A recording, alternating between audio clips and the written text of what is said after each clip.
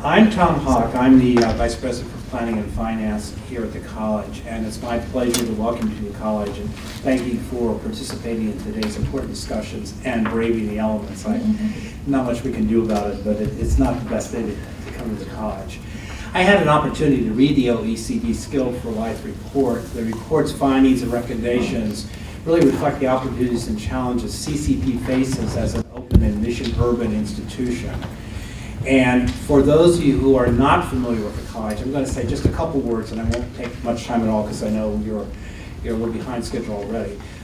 We are a large single-campus urban community college whose service area is primarily the city of Philadelphia. We serve about 29,000 credit students on an annual basis and have around 8,000 students enrolled in non-credit programs. And these are primarily in the adult literacy area. Because we are structured as a one-campus college, we have 3 large regional centers and numerous other off-campus instructional sites to provide adults with geographic access to the college's programs and services. Our student body reflects the demographic diversity of the city, and like most community colleges, our students are a little older than the typical undergraduates. Our median age right now is 25. We have a mandatory placement test and process, and approximately 65% of the entering students require remediation in at least one skill area, writing, reading, and or math. We also have a very large ESL population, a large percentage of which require language skills remediation. And as I read the report, it was hard for me not to be a little daunted by the challenges outlined in the report. CCP's mission clearly states a commitment to providing access to lifelong educational opportunity. Going beyond where the college is today is likely to require for us to be far more collaborative with other entities if we are to contribute to many of the report's policy recommendations. Hopefully the dialogues, such as the one will engage in today, will help us to identify the next key steps that the college should consider taking. So on behalf of the college, my best wishes for a productive meeting. And now I'm going to turn it over to Dr. Judith Ranier, who is the Executive Director of the Mayor's Commission on Literacy and a member of the college's Board of Trustees. Thank you for coming. Good morning. I think you should be feeling so proud, and the rest of them are just wusses. I am so thrilled that we were invited by Assistant Secretary Brenda Dan Messier to co-host this really, really important event. And I want to also welcome you all who are coming from other places and those who are residents as well to Philadelphia on behalf of Mayor Michael Nutter, who would love to have been here, but he's out of town, and I hope he's working on economic development while he's out of town. He asked me to welcome you on his behalf and to say he is thrilled that we are co-hosting this event with the Office of Vocational and Adult Education for the Mid-Atlantic engagement around this important topic. Mayor Nutter says he can't imagine a location more appropriate than the birthplace of democracy to convene about a matter that is so vital to the welfare of American citizens and to our future. He's confident that all of you, the region's leaders in education, policy, labor, philanthropy, research, business, and industry, will help develop strategies that are needed to upskill America's workforce. We all know education is the key to rebuilding a strong middle class and a thriving economy. Mayor Nutter extends his thanks to everyone who's here today to actively participate in the activities.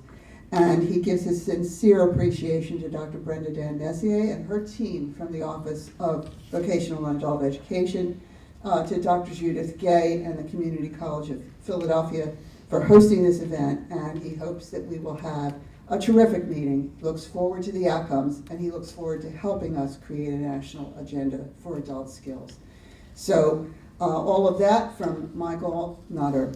I also want to take an opportunity to recognize the chairman of the Mayor's Commission on Literacy, Leslie Stiles, is with us today. A very intrepid person, and thank you so much, Leslie, for everything you do for literacy in the city of Philadelphia.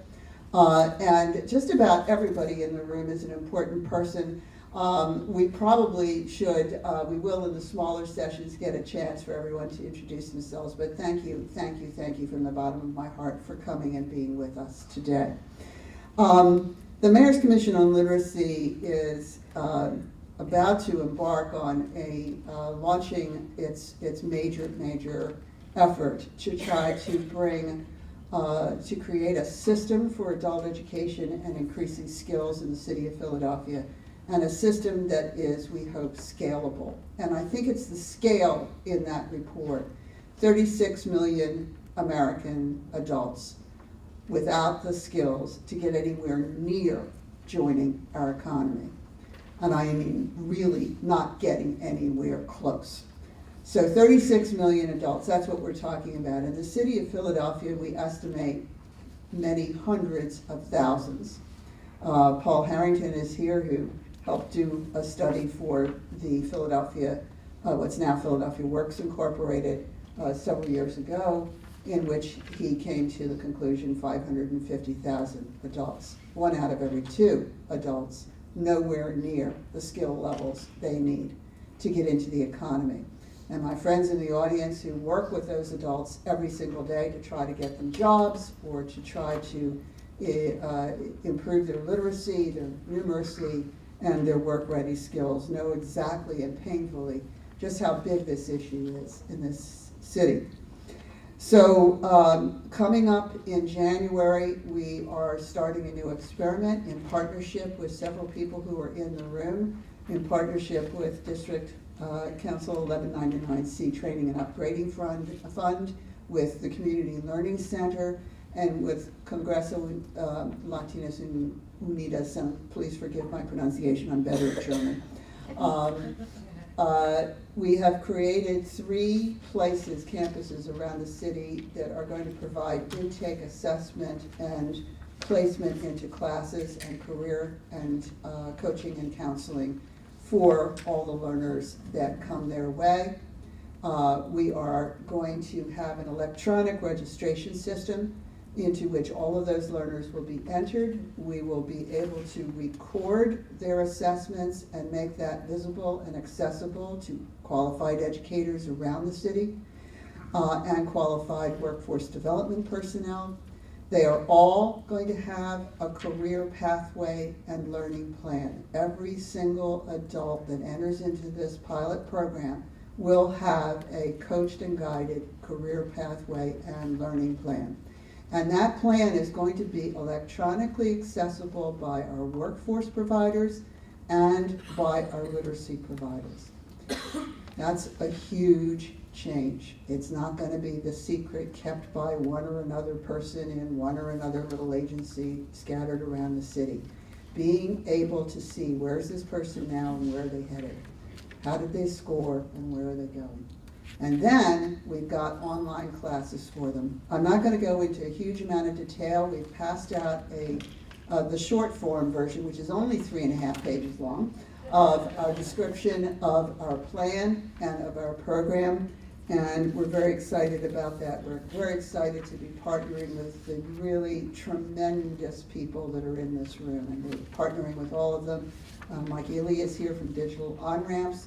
And we are hoping that our template for the online portfolio that our learners are going to have, where they place their career pathway and learning plan, will be a pilot also for digital on-ramps, which is learning any place, anytime, any device in the city of Philadelphia. So we're going places in Philadelphia, and we're very excited to have so many of you who work with us here today to help us out. I look forward to your conversations, and I look forward very, very much to this important opportunity. The adult skills study should be a major wake-up call to the United States of America. We need to attend to adult education. We need to invest in it. And thank you, thank you, thank you for being here to help us with that. It is my great honor and pleasure to introduce Dr. Brenda Dan Messier. Keep it brief.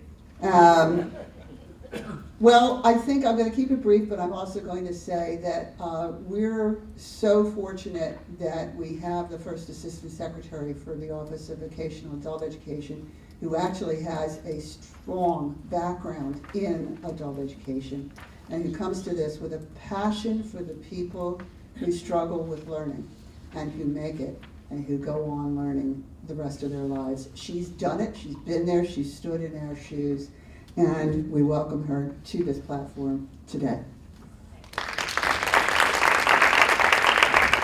Thank you very much, Judith, for the brief introduction. But really, more importantly, I want to thank you for your extraordinary leadership. And you are going places in Philadelphia.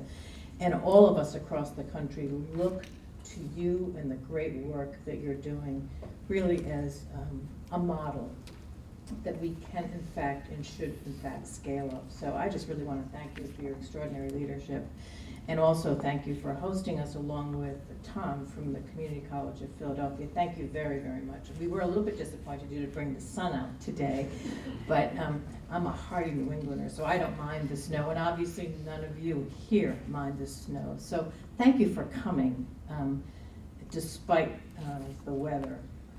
We're going to abbreviate our session a little bit because we know that folks are concerned about getting home and all, so probably we'll bring you all back into this big room about 1 o'clock for some closing remarks and some report outs from your small group session. So if you're thinking ahead, how am I going to get home?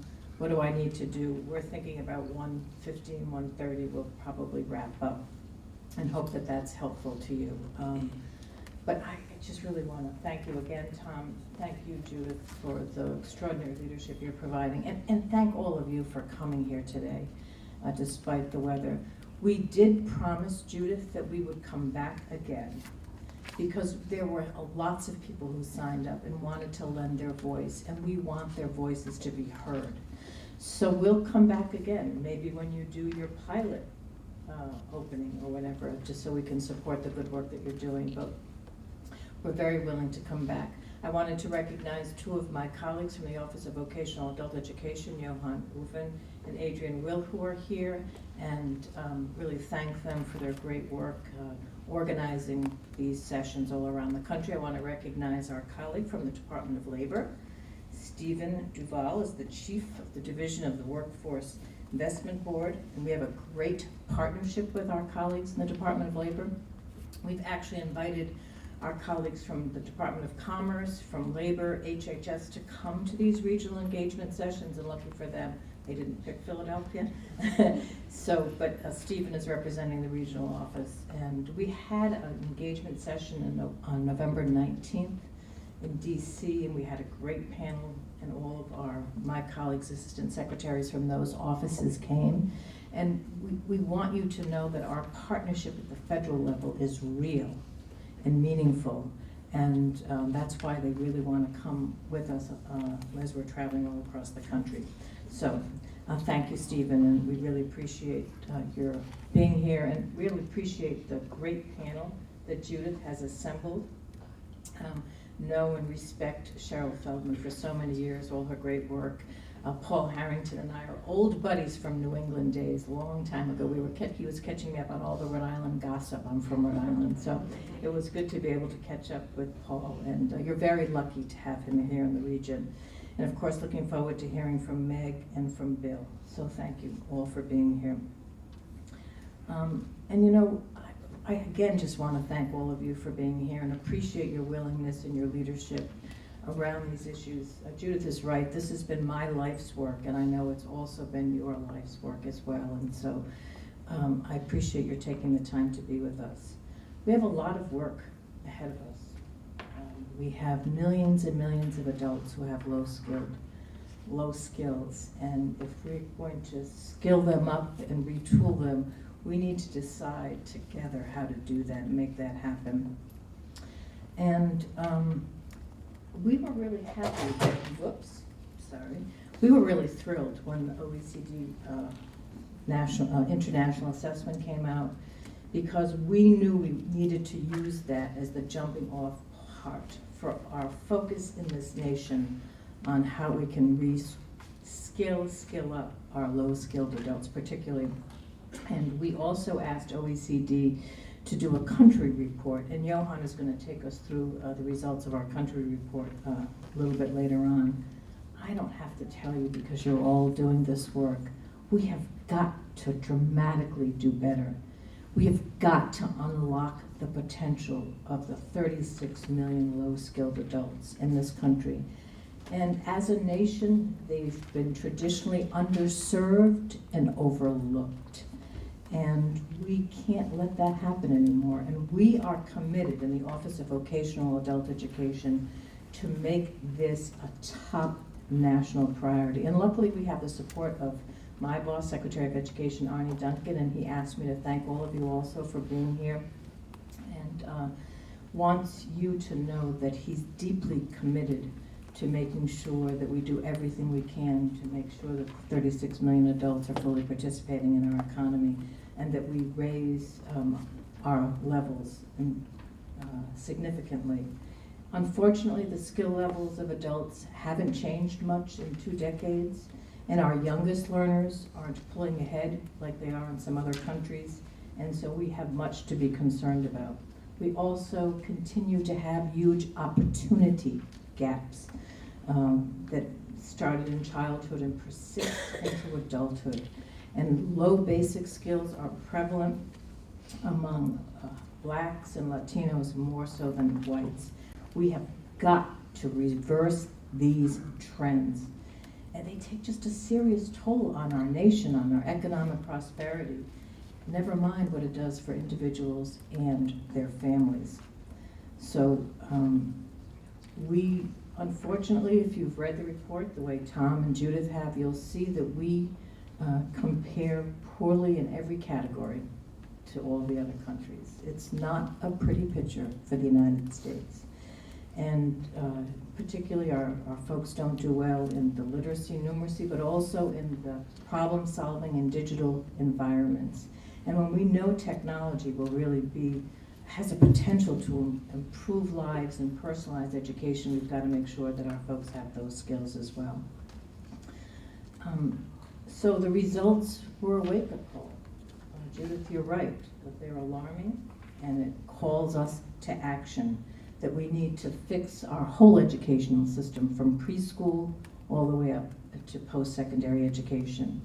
And we do also know what works, and we have islands of excellence, but we need to scale them up so they're available, that excellence is available to everyone. What's also interesting, and I think Johan will touch upon this, is that most of our low-skilled adults in the U.S. are working more than in other countries. So we have some ready-made solutions on how we can reach them. And we've got to work closely with our workforce development folks, certainly our employers, our community colleges, our workforce investment boards. I don't have to tell you this, but if folks can't read, write, speak English, they cannot secure a job. They cannot fully participate in the economy. They can't be the good role models that they want to be for their children. And so we need to do everything we can as a nation to make sure that we provide them access to high quality services. This is not a problem that we can solve at the federal government level.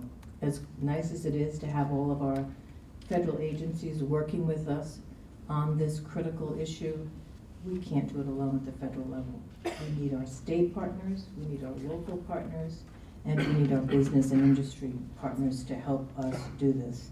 It's going to take sustained systemic work, and we really have to form strategic partnerships and strategic investments from all of those partners. We're going to need consensus and a deep commitment.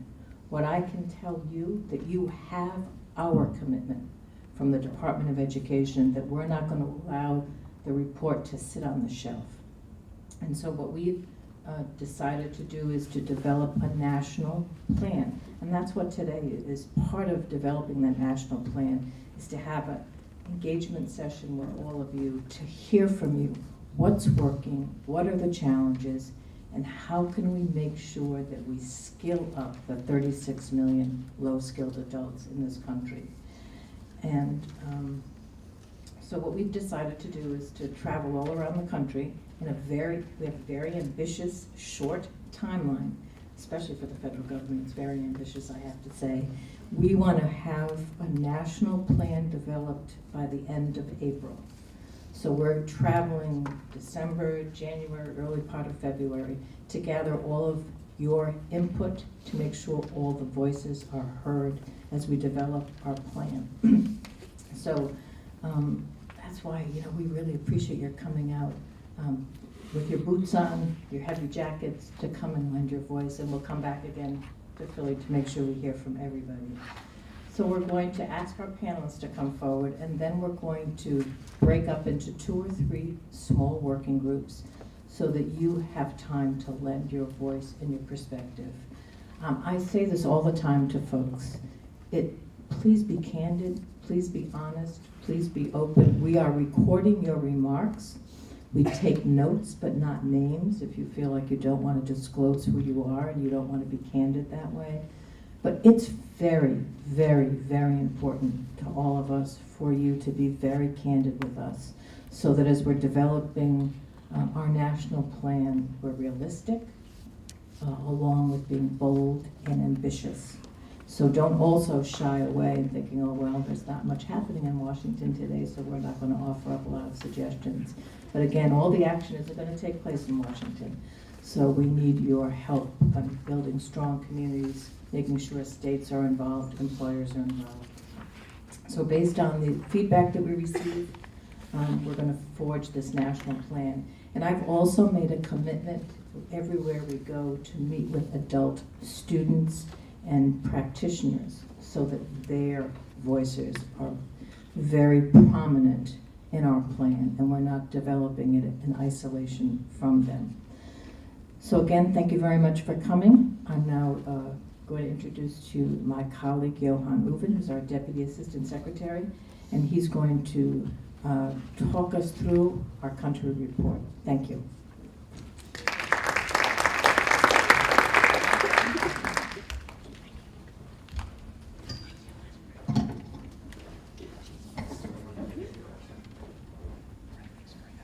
Good morning. We have a very brief video that summarizes the findings from the PIAAC survey, and we'll kick it off with that one. A new international assessment shows that adults in the U.S. are not keeping up with their international counterparts in the knowledge and skills needed to participate in 21st century society. In fact, U.S. adults scored below the international average in all 3 of the job-related skills measured. The Program for the International Assessment of Adult Competencies, or PIAAC, measures and compares the workplace skills of adults in developed countries. In this new assessment, Americans ranked below the international average in literacy, numeracy, and problem-solving skills in digital environments.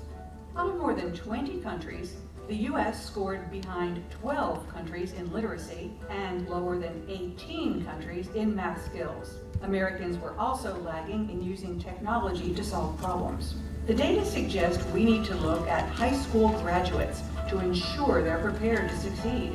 Americans whose highest level of education was a high school diploma scored 7 points lower in literacy than those who didn't even get as far as a high school diploma in Japan. Some Americans are performing extremely well. 12% of Americans scored at the highest levels, and that's about the same as the international average. But 18% of Americans scored at the lowest level, and 4% failed to even meet that level. Here's a sample assessment question to show what low skills mean in everyday life. Test takers were presented with 4 supermarket price tags. Each tag displayed details such as the product's name, price, weight, and the date the product was packed. They were asked, which product was packed first? 10% of Americans could not correctly answer this type of very simple question, which is at below level 1 in numeracy. These results are especially serious for Americans with low skills. Compared with low-skilled adults in other countries, Americans are at a higher risk to have low wages, be jobless, or in poor health. The full PIAAC report includes international rankings and details on how U.S. adults performed by age, education level, by race and ethnicity, and by whether they were employed or unemployed. Get the full report here.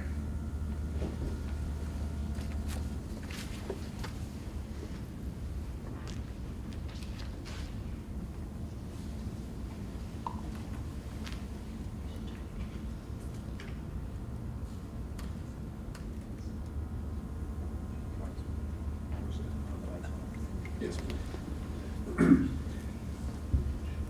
This video showed that the United States has a very large share of its adult population that has low skills, meaning individuals performing below level 2. So Brenda and our team, we were very concerned about this, so we asked the OECD if they would be willing to partner with us and take a closer look at that share of our adult population, so we could get a better understanding of what their backgrounds were. So, Time for the U.S. to Reskill is that report, is that special report that we asked OECD to produce, and it accomplishes a number of things. First, it interprets the key findings that came out of the PIAAC survey. Secondly, it puts these findings in context so that we really understand in the U.S. context, in the U.S. In the context of the U.S. economy and the labor market realities, what these findings actually represent. It offers a very detailed profile of the low-skilled adults, and it identifies some policy implications and offers some very broad policy recommendations, which I will share with you in a moment. In addition, the report also includes a number of vignettes, and these vignettes are short inserts throughout the narrative of the report that shed the light on either promising or effective intervention here at home in the United States or in another nation that we thought might be helpful for us to take under consideration as we consider a response to this issue. So that is what the report addresses, and I will talk briefly now about the broad policy recommendations that came out of the report. If I had to summarize the 7 specific policy recommendations, then I would, in one phrase, then I would use the phrase, skills are everybody's business. This is not education's issue anymore. This is not the federal government's issue any longer without participating with state and local governments. It is most certainly not the public sector's responsibility only. This is really the responsibility of a number of stakeholder groups, hence the commitment to making skills everybody's business. The policy recommendations that OECD offered were actually informed by lessons learned from very strong performing nations. So the first lesson from these nations that were strong performers in the area of developing adult skills has to do with concerted action. The OECD recommends that we can, if we want to, improve the basic skills of our adults, and if we want to tackle some of the inequities that the survey revealed in terms of our subpopulations, that we then need to take concerted action, and that we need to do that because the economic consequences, and not just economic consequences, but also social consequences of that lack of action would be severe. The second broad recommendation, and this should come at no surprise to anyone, is that we should strengthen the quality of schooling, and particularly honored the investment in high-quality early childhood education, so that we are using an approach of prevention rather than rehabilitation after the fact. That we should, in our efforts, try to make sure that we focus appropriately on very disadvantaged families, and that we should make it an effort to tackle the majority of the skill weaknesses by age 15.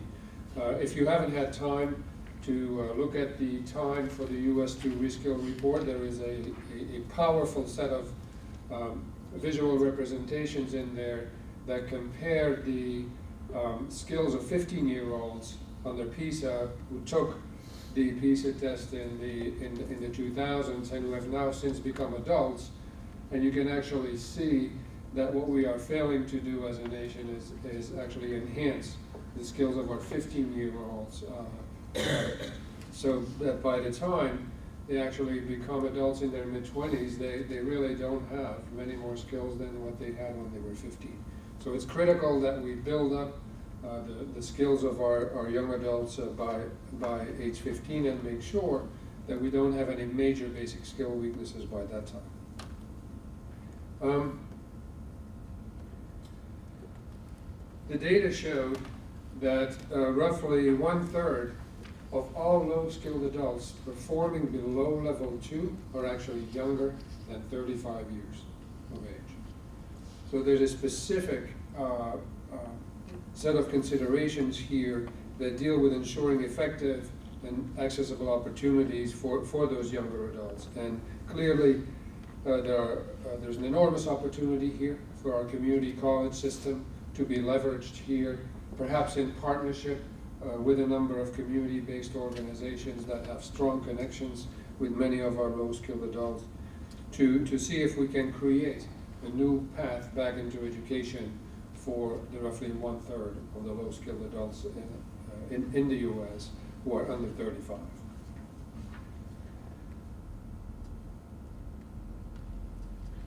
The PIAAC survey does not generate only data on the skills that people have, but it provides important information on the opportunities that adults have to apply their skills. And in addition, it also provides good information about how we as a country utilize the skills that our adults have. As a matter of fact, if there is one piece of good news in the PIAAC data, it is that the UK and the United States are the two nations that know how to best take advantage of the skill sets that their populations have. We don't have great skills on average in our population, but we do know how to take full advantage of the skills that our population actually has. So clearly, if we recognize that good jobs then open up further learning options, then it's important that we link the opportunities to improve basic skills to employability. And clearly we know from a number of efforts that the integration of basic skills with employability is a very promising and in some instances now also proven approach. One additional key takeaway from Time for the US2 Reskill is that the low-skilled adult population in the United States is not a homogeneous group. And we learned that there are so many subpopulations that come with very, very different needs, and therefore we need to really figure out a way to adapt to that diversity in our adult population, and we need to find ways to work together at different levels of government, federal, state, and local, but also find ways to work across sectors, meaning the public and the private sectors. And we are very committed to that type of collaboration to address this issue of unmet demand. In the United States, we had no data before PIAAC that actually showed us anything about demand. The demand for types of services like the one that the adult education system provides. We are very fortunate that a number of questions were included in the background questionnaire that allowed us for the first time to quantify what is actually the number of people who do have low skills, who want to do something about it, they take initiative, they go somewhere, and then they can't get the opportunity because there's some type of capacity constraint or some other reason. And that estimate is 3 million adults at any point in time in our country. Now, that's a nice figure, but it becomes a lot more interesting when you compare it to the capacity that our systems have right now. And we currently only have capacity to reach about 1.8 to 2 million adults with the existing resources for adult education, including the federal investment, the large state share that goes with that federal investment, and the local commitments.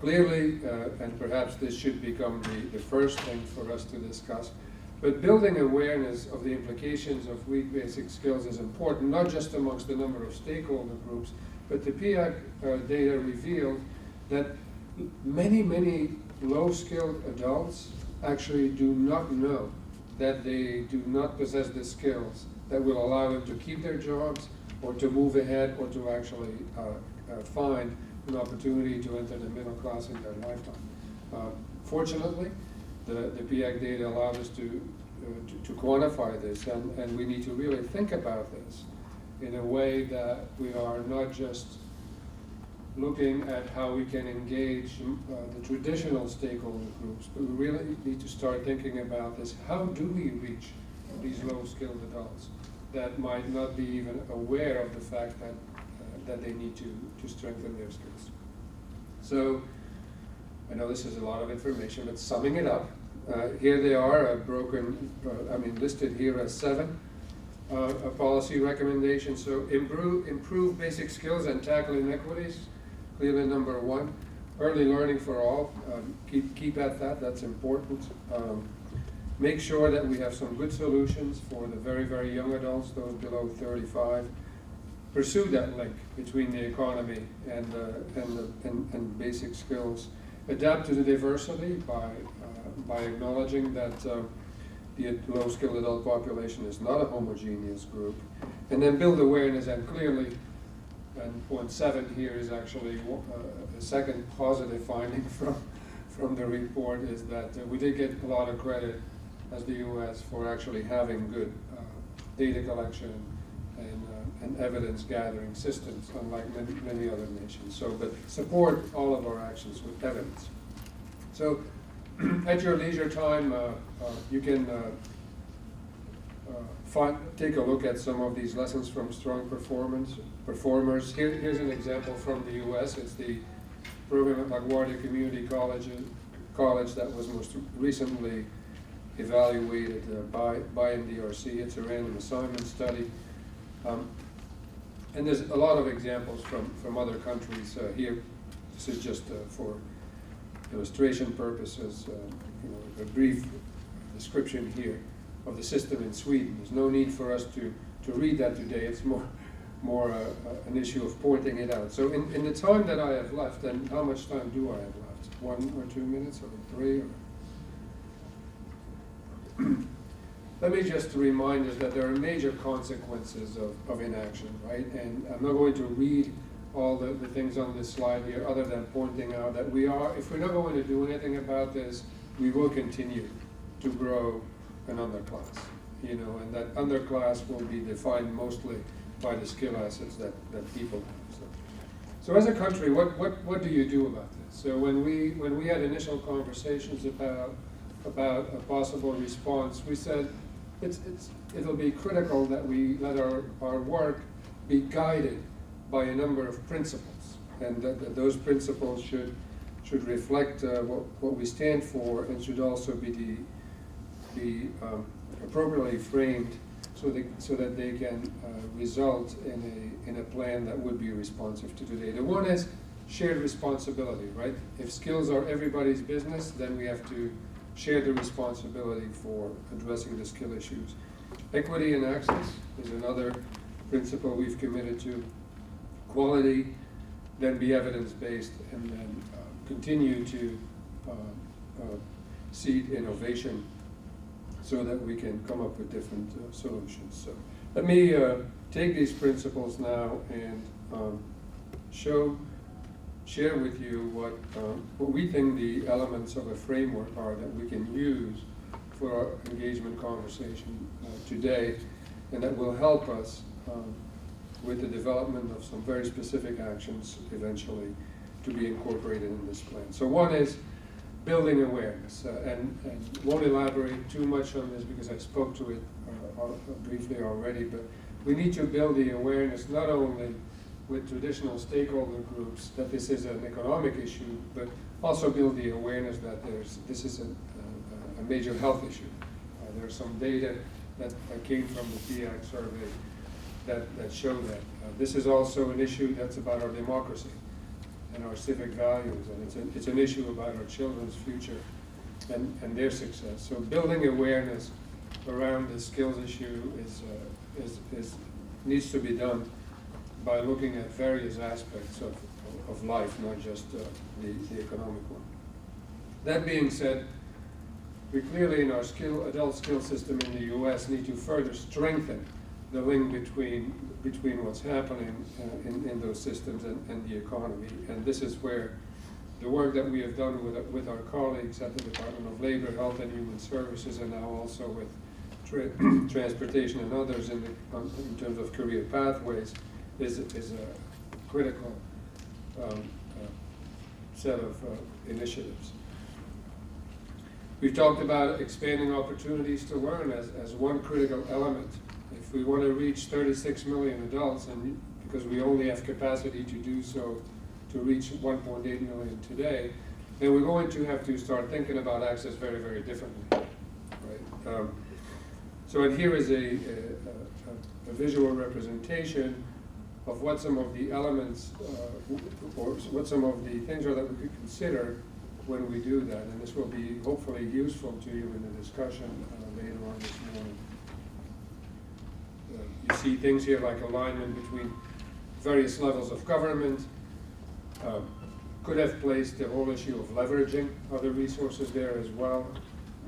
Clearly, foundations will have a very important role to play here too. But technology, particularly emerging technologies, we believe can create great potential, and we are currently in a number of conversations with companies and nonprofits around this very issue, and soon we'll more formally launch an awareness campaign around some low-cost technology-based solutions that our students would be able to access. We have to, most certainly as part of our framework, when we think about a response, look at the achievement gap. What the inequities that we've observed in our K-12 system show themselves in adulthood, and actually they show what the consequences are, both from an economic and social perspective there as well. There are still major disparities, looking at issues of race and ethnicity as this visual here illustrates. And then we need to scale what works, but do so for diverse learners. And in particular, we know that differentiated interventions will be needed for displaced workers, incumbent workers, as 2/3 of the low-skilled adults are actually incumbent workers, immigrants and refugees, and disconnected youth. And then in terms of the issue of the quality of teaching and instruction, here are some initial considerations that can be helpful in the engagement conversations, but that really touch upon a number of broader areas. One is, how do you prepare individuals for working with adults with low skills, and then how do you support them? How can we improve the status for these individuals, and then what are some of the best practices? And under that one, we are, as you know, advancing the use of college and career readiness standards for adult education. Finally, we are a data-driven bunch, so we have supplemented the PIAAC data with a number of profiles. Here is a US profile, but we have these profiles available for all the states. And what this particular profile does is it looks at educational attainment, and it uses the most recent data available from the American Community Survey to actually update who constitutes the adult education target population in the United States. And interestingly, even though there is no full overlap between the two groups, meaning a target population defined from the perspective of educational attainment versus the PIAAC group of low-skilled adults, interestingly, they're almost identical in absolute terms in terms of the size of the problem, right? You have 36 million adults performing below level 2 on the PIAAC, and then if you don't look at skills, but you actually look at schooling, and this is acknowledging that we've made progress over the last 10 years in improving high school graduation rates, but then you end up with a 37 million figure. So whichever way you get at the issue, it's a big problem, and it's a comparable problem in terms of size, whether you start with the skill approach or with the educational attainment approach. All I've said and much more can be found at there's a number of websites, including IES's and OECD's, but also you can follow us as we continue to engage different groups around the country at this website, www.timetoreskill.org. And all the materials, including this PowerPoint, I believe, and the video materials and everything are available on that website. So with that, am I turning it back over to Judith?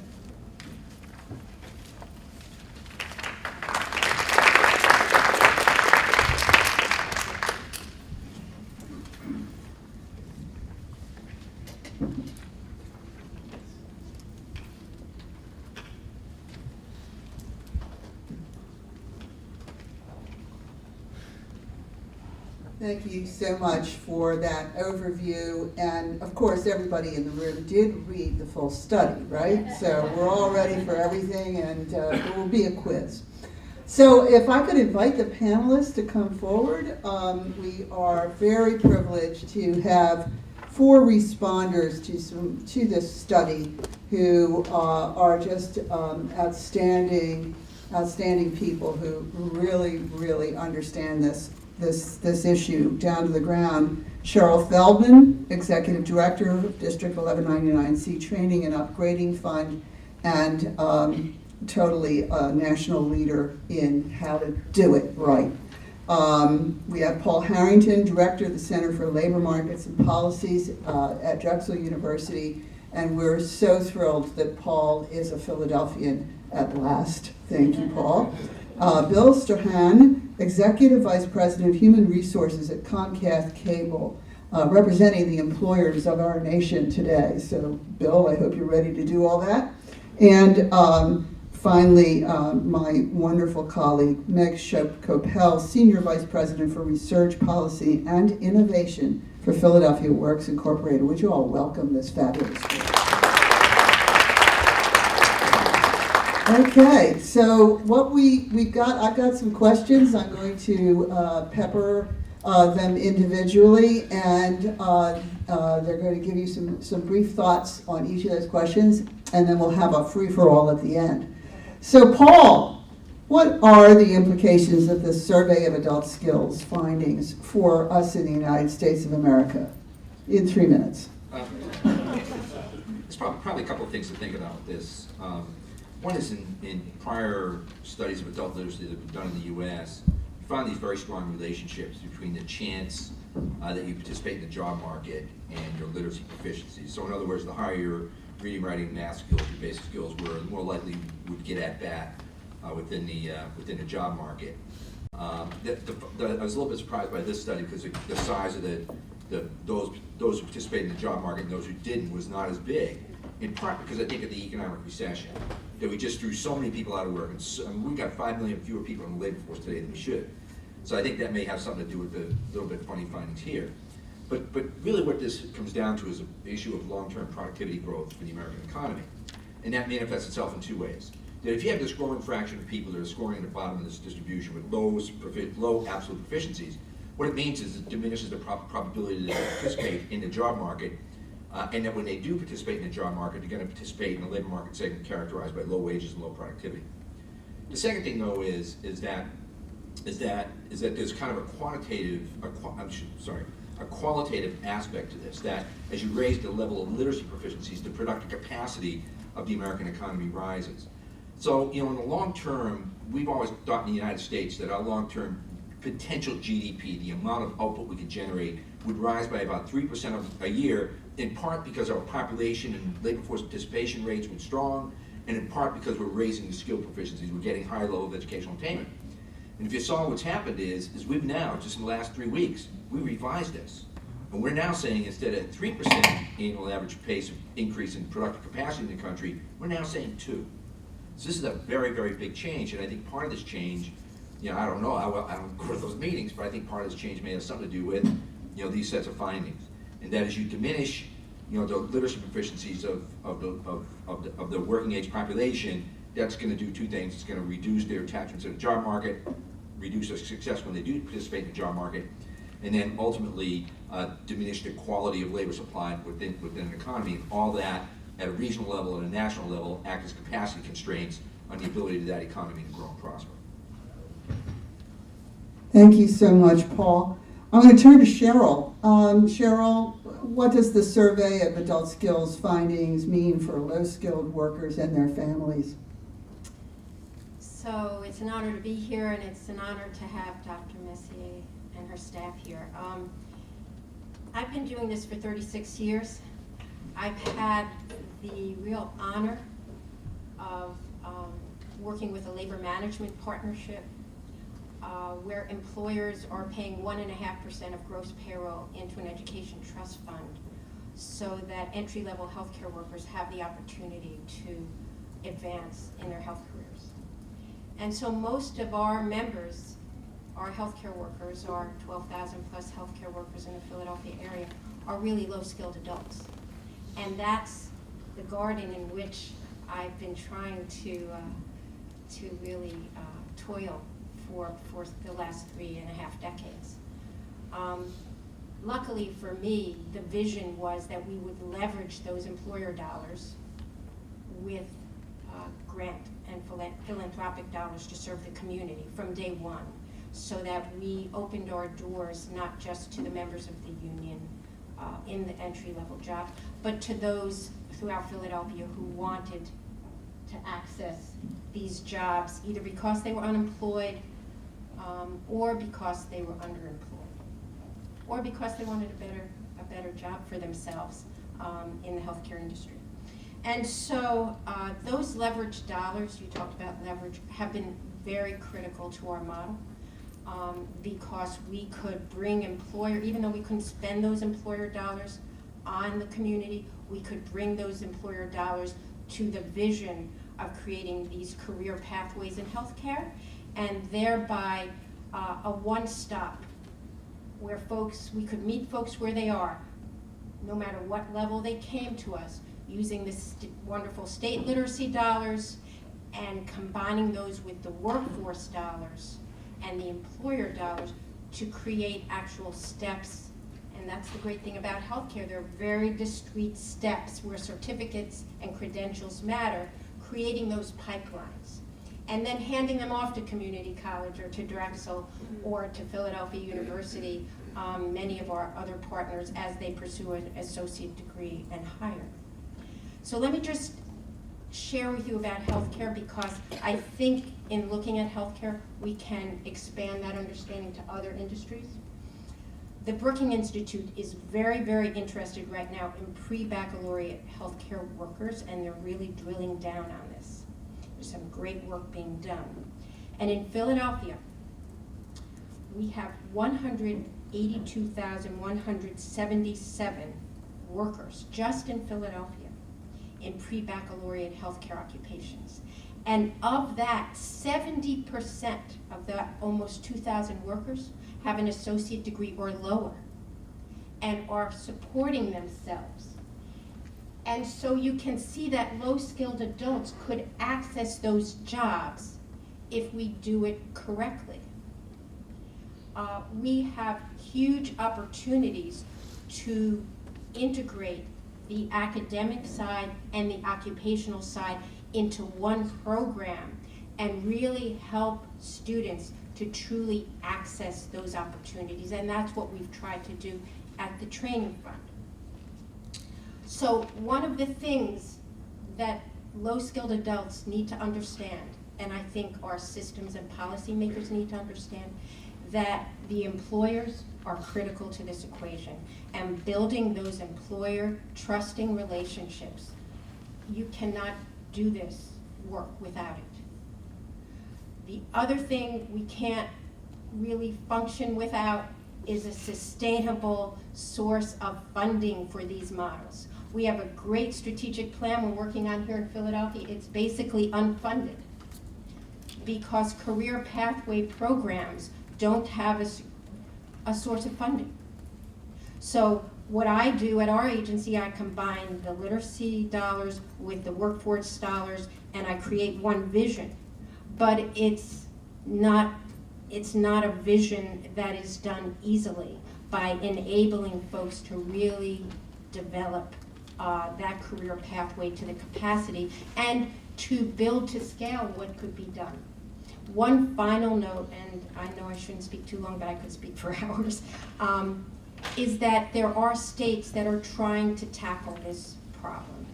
And Johan and I spent a day at Cal in New York where a variety of states did presentations about how they're leveraging dollars to create a single vision, like we've tried to do at the Training Fund.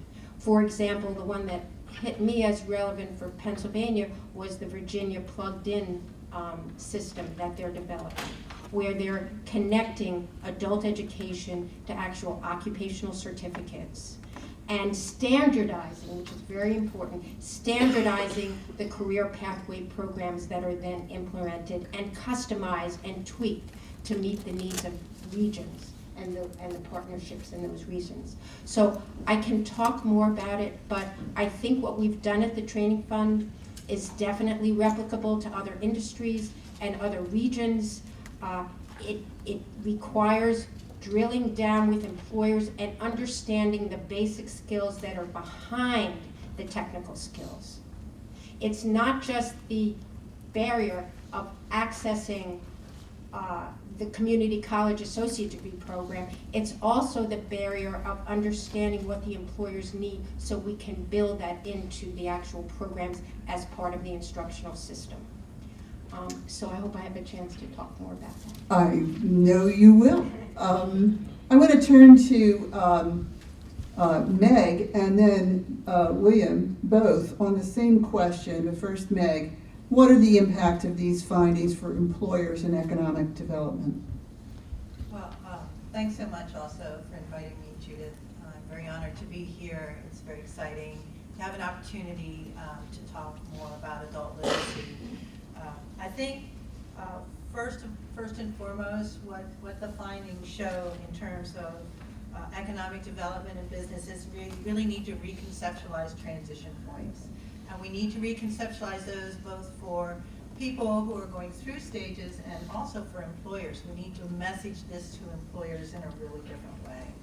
So these transition points have traditionally been high school, and then there are some children who move right on, or young people who move right on, but if you don't move right on, it's like a full stop at that point.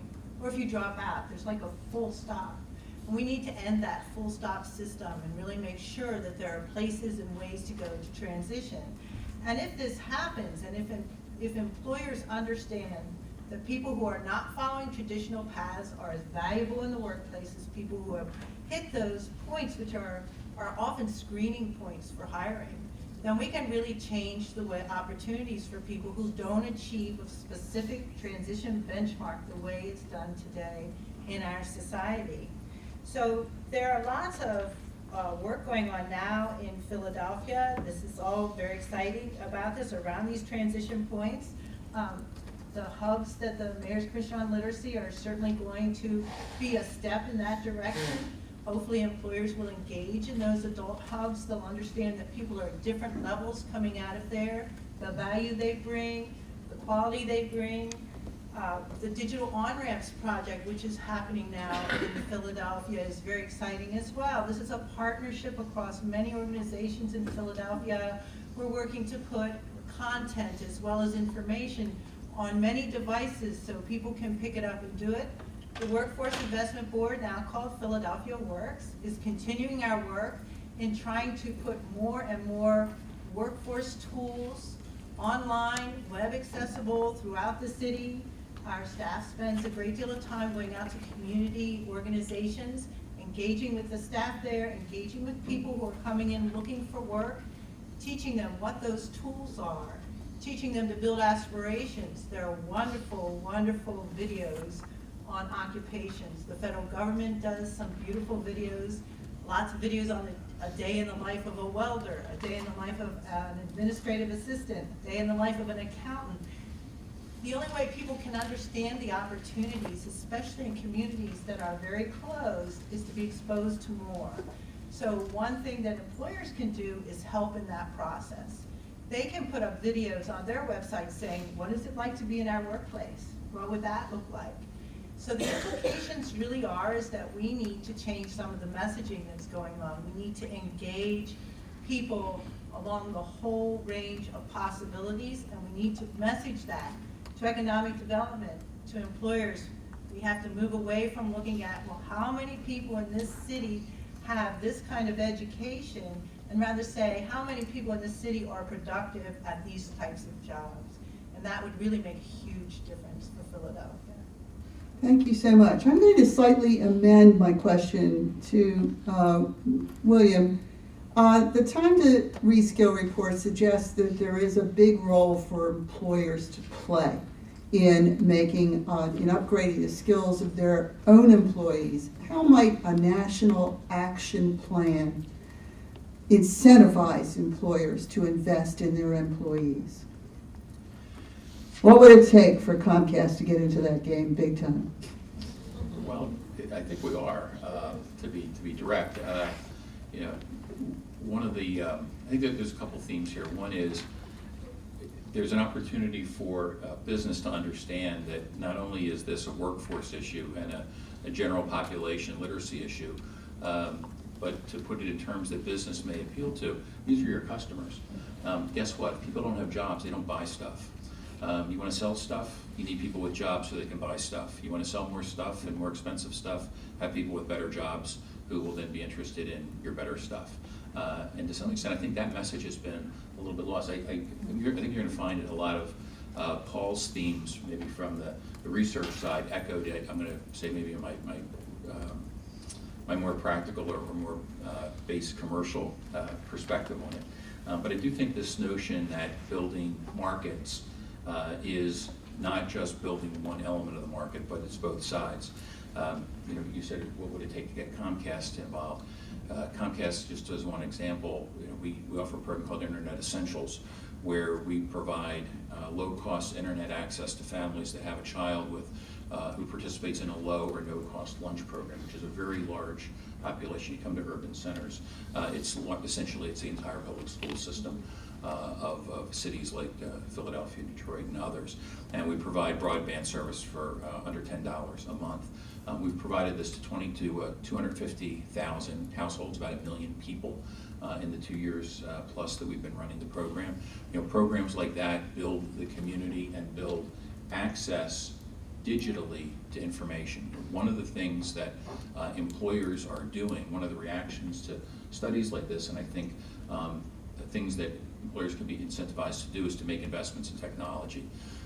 We provide, last year, in 2012, we provided 4.5 million hours of training to our workforce. That's a lot. Over 1 million of that was through technological means. About 75% of our training goes to people who are hourly workers. Continuing to celebrate employers who are developing their own workforce, I think, is absolutely critical.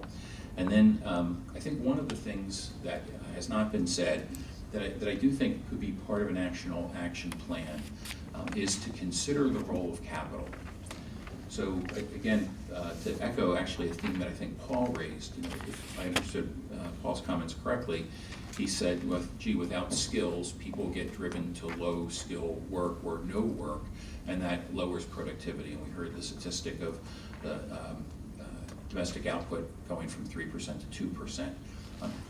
Employers will find ways to invest capital to fix this problem within their workforce. So if the country presents us a low-skill workforce, businesses will use capital to find other ways to do that work rather than having people on a particular job who can't do the work. So employers will find ATMs when bank tellers can't count. They will find online self-help solutions when people can't speak on a telephone. You'll find, Amazon when retail stores become bad service experiences because people can't cope with normal transactions.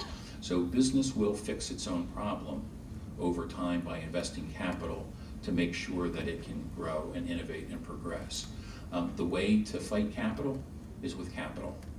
So rather than regulation or incentivization, which typically means changes to the tax system, I'd encourage things like, as we look at infrastructure problems in the country, can we look at ways to award infrastructure contracts to organizations that make specific people investments in building skills along the way? If you can have access to capital to grow your business if part of what you build is not only the product or the innovation or the technology, but you build the workforce along with it. Leave a wake of well-skilled people in the investment of capital.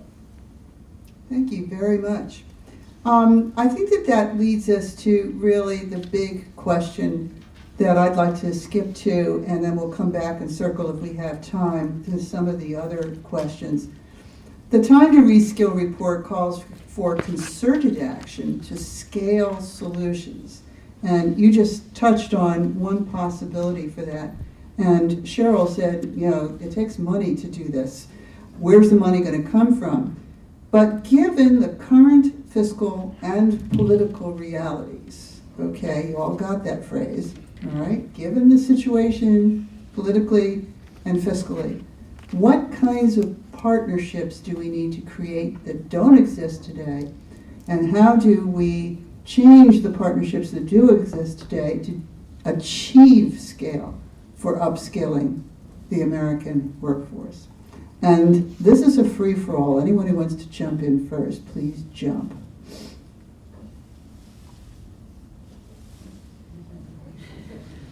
Come on, Meg. I'm happy to start. I think there are a lot of solutions out there that are still being overlooked, and a lot of this has to do with really collaborating in different ways. It's not as though we don't collaborate. Everyone here at this table has been connected in some way through work. So Bill served on the board of the Workforce Investment Board, been very invested in our work even after having left the board. Paul Harrington wrote both a study on the proficiencies, literacy proficiencies of the Philadelphia and suburban population, but also on the consequences of dropping out in Philadelphia. And Cheryl's been a longtime partner in both workforce and literacy services. So we have a lot of network already laid here in Philadelphia. But I think we have a lot of things we still aren't stepping up and using to their full capacity. So for instance, we know the career and technical education model works extremely well in Philadelphia. So we have 8 dedicated career and technical education schools in the Philadelphia School District. We're working with the school district to, their goal is really to double the number of young people who have access to career and technical education programming. This has been a huge success here, but still, because of issues around facilities and so on, much of that equipment sits idle in the evening. And we have so many adults, again, we're talking about transition points, why can't adults also be transitioning and using, leveraging those particular resources? More and more training providers are putting things out there in terms of having things accessible on the web, so you can even do virtual welding today. I'm sure Bill's very familiar with a lot of these on the line training, so you can get started before you actually hit the door.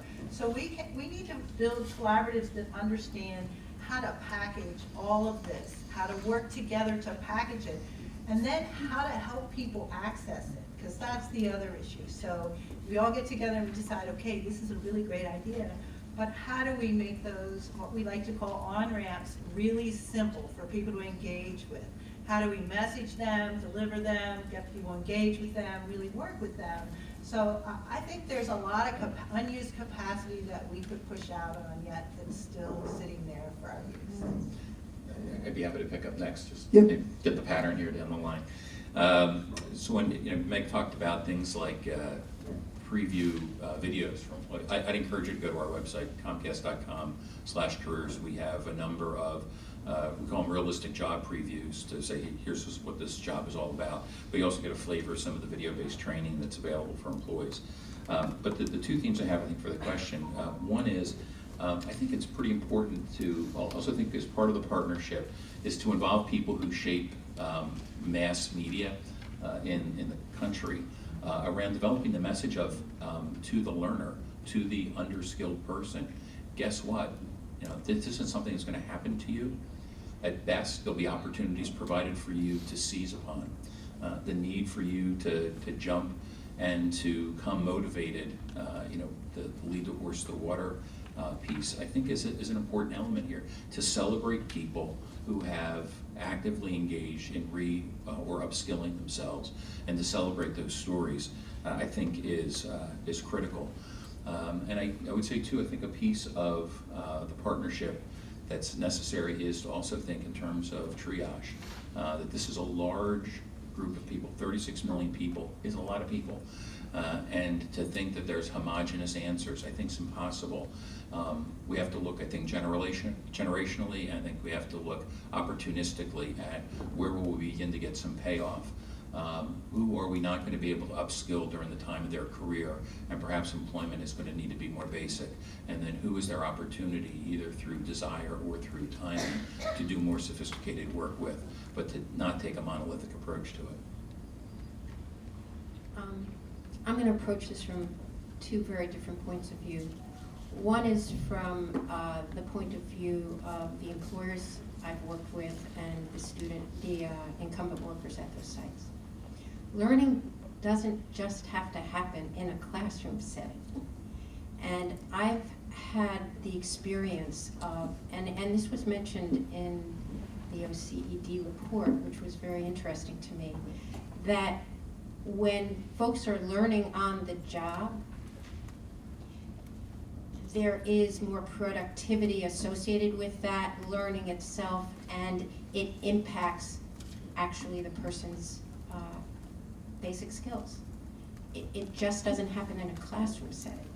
And so, is there a way for us to take advantage of the learning that's happening in the workplace?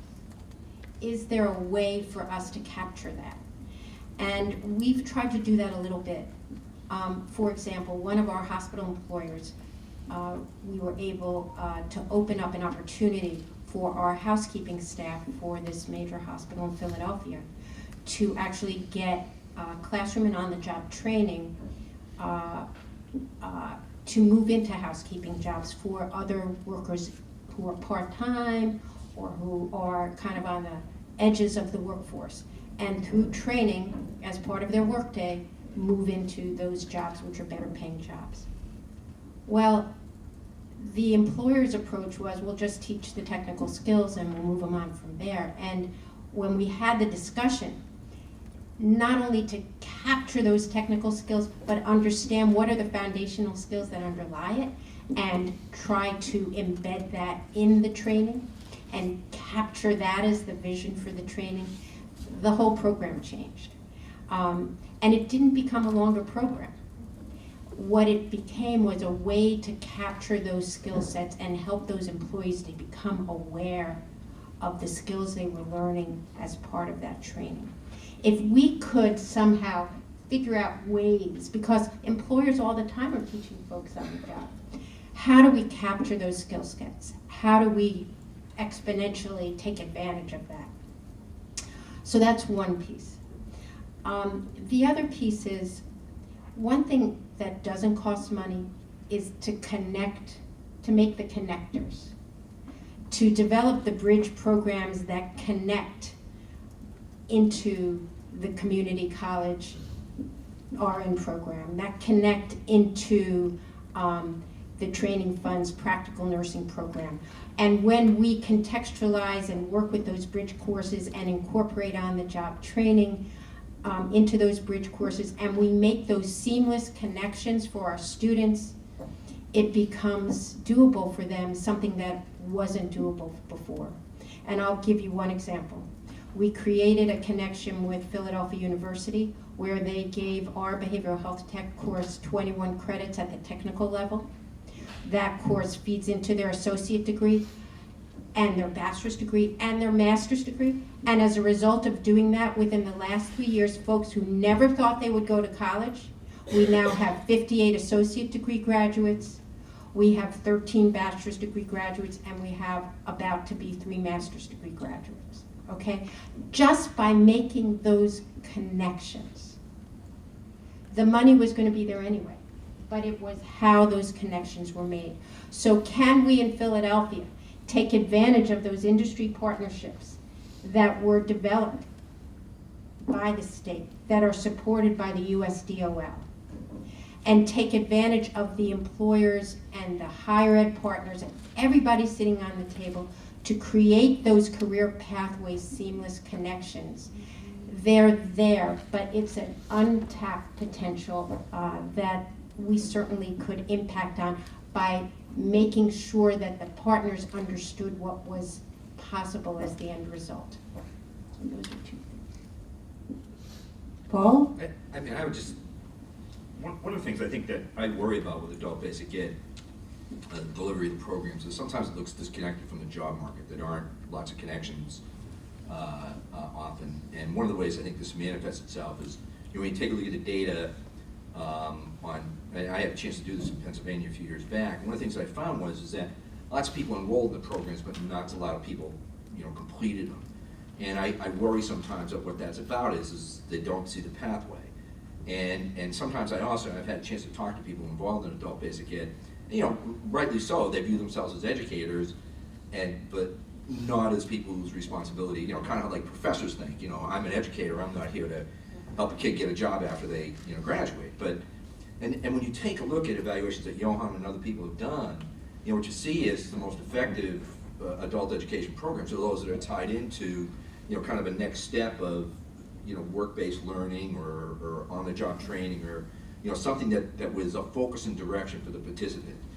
And listen, the other 3 panelists, I don't pretend to speak for them, but part of a little bit of what I think they were trying to say is that if we can provide people a focus and direction related to the job market, then the payoffs to, reading, writing, and math proficiency development maybe become a little bit more clear, and our chances of getting a better outcome and a job market outcome becomes more clear. Part of what the APE system, I think, has to think through is, are we about a job market outcome or not?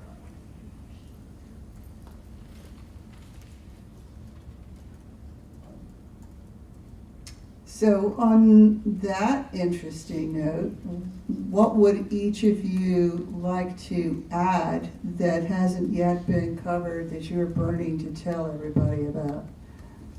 Cheryl? We cannot do this without coaching staff. We cannot just have folks sitting in a classroom and expected to get to that endpoint and make those connections without a sufficient wraparound service that provides those supports. And guess what? Nobody wants to fund them. Nobody wants to fund them. We'll fund tuition, but we won't fund the necessary supports to ensure that low-level learners who need that support get it. And so I think another policy piece is funding for that level of support, because it's so critical to the, I've done programs without that support and programs with that support, and the difference is like day and night in terms of the outcomes. What's burning, Meg? Well, I think a lot about the way we deliver services both in workforce and in adult literacy, and despite our often connections, we still often talk with different language. Our databases, as Judith struggles with all the time, are different in this state, so we can't see what each other is doing. It's a bit of a struggle really to make some of those pieces fit in a really good way. But there are some surprising ways of thinking about this. So as WIBs, we have a Southeast Pennsylvania Regional WIB Collaborative. We work closely regionally. Comcast doesn't just, their headquarters may be here in Philadelphia, but believe me, they're delivering services much further than just Philadelphia. So one of our WIB partners actually started delivering training at the shift level to where people would have to engage with work. Well, gee, it seems like such a simple idea. What a huge difference that made in people conceptualizing whether they were really willing to do that job or not. Because if you have to show up in the middle of the night to do your training, because that's when your job is going to be, that makes a huge difference in your ability to figure out whether you can make that commitment. So we have employers, for instance, Acker at the shipyard, their favorite time to bring apprenticeships on is during weather like this. Why? Because you have to walk down the icy stairs to the port up against the cold buildings, and you gotta know you're gonna be out in this weather some of the time doing your work. So I think the same holds true for literacy and all these things. However we package it, it has to have a reality to it, to the people who are engaging with it in a really big way.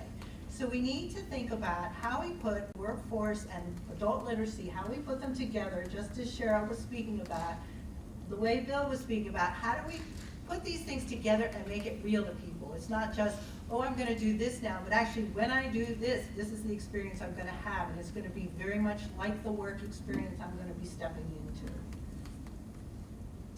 So I think I said it in one way, but maybe I'll just reemphasize it. I think, there's two ways to think about spending money, right? One is, sort of an income statement, or, we're gonna put out this money, we're gonna spend the money, and we're gonna buy some services. And then the other is the notion of capital and investment. I think business responds to capital, and, given the freedom to act and to accept the risk, the partnership between, we heard about partnerships between Department of Labor, which is outstanding, a friend of employers and employees, and the Department of Education, same, friend of employer employees. But where's the opportunity for dedicated, specialized banking, community development finance institutions? Have done a lot for real estate in the country. We now see federally qualified healthcare centers beginning to change the shape of healthcare delivery in the country, not because of mandating expenses or regulation, but the availability of capital that allows entrepreneurs to put bricks and mortar together to deliver federally supported healthcare systems, much like Cheryl and her colleagues are delivering. There's a notion here where if we can tie investment and reskilling together, we have a huge infrastructure problem in the country. And it's not only an opportunity to make fixes that will help hopefully get us back to 3% growth on a consistent basis, but it's also a way to embed reskilling in a process that business, and I think, frankly, the American culture finds intuitively appealing. I mean, I would just end on this, and I think one is, when you look at the city of Philadelphia, Johan mentioned the notion that we had pretty high shares of younger people with literacy proficiencies, and that's certainly the case in Philadelphia. We've got a lot of kids who are disconnected, and we've got a lot of young guys who just, when I went back, I was telling Shaw, I ran some of these data on the American Community Survey. I mean, the number of young people that have not worked for 5 years is stunning in the city. So, trying to figure out how to focus, because we don't have, this is the real truth, we don't have resources to serve everybody here, okay? This is just not the city we're in, so we gotta figure out who to who to target our resources on. I think it's these young people. And then the second thing I think that's worth noting is, when you take a look, I was looking at the PISA findings, this is the high school thing. One of the things they found was this really strong relationship, and I found this also at the post-secondary level, very strong relationship between attendance and tardiness and your literacy score. And I have found, when I've done these studies, post-sec studies of who goes to college and who stays in college, I find very strong relationships between attendance and, I didn't do tardiness, so I don't know, but suspension, okay? So these behavioral things matter a lot. And when we're running these adult basic ed programs, you gotta manage for this. You gotta organize yourself, so you're managing for attendance, you're organizing yourself, you're managing for behavior, and there's consequences if you don't do things right. Because the job market that Meg's describing, that Bill's describing, that Cheryl's describing, it's a job market of consequences, and our programs need to mirror that. Thank you all tremendously for your contributions to this part of the conversation, and Dr. Brenda Dan Messier is going to come back to the podium.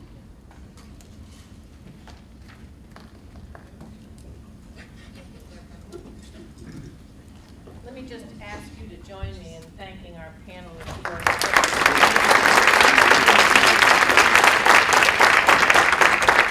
I really appreciated, and our moderator also, thank you, Judith, was that you talked about the challenges, but you also talked about untapped opportunities. And that's important because we want to be optimistic. We have a huge problem, and we don't want to get overwhelmed by the numbers and think that there's nothing that we can do. So I really appreciate the fact that you offered us some very concrete suggestions. So thank you very, very much. And Adrian, I'm going to call you up to talk about the next steps for the rest of the afternoon. Thank you.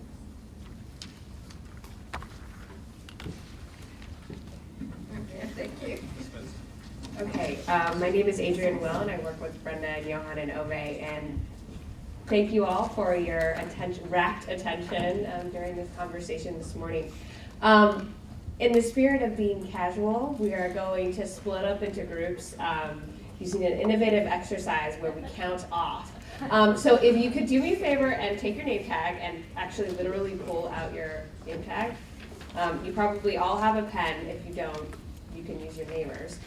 So what we're going to do is go through the room and count off 1, 2, 3, and then those whatever number you are, that is the group you'll be in.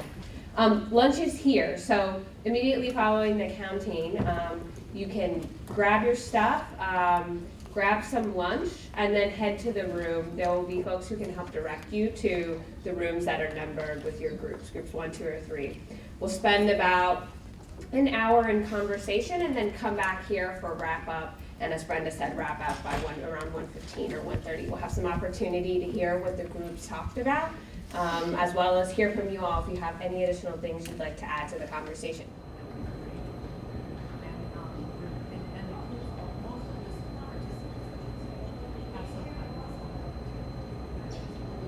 Some of those foundational skills could be those number Yeah, they skills learn or about something measuring. like that. They you have learn to about learn measuring around and, foundational skills.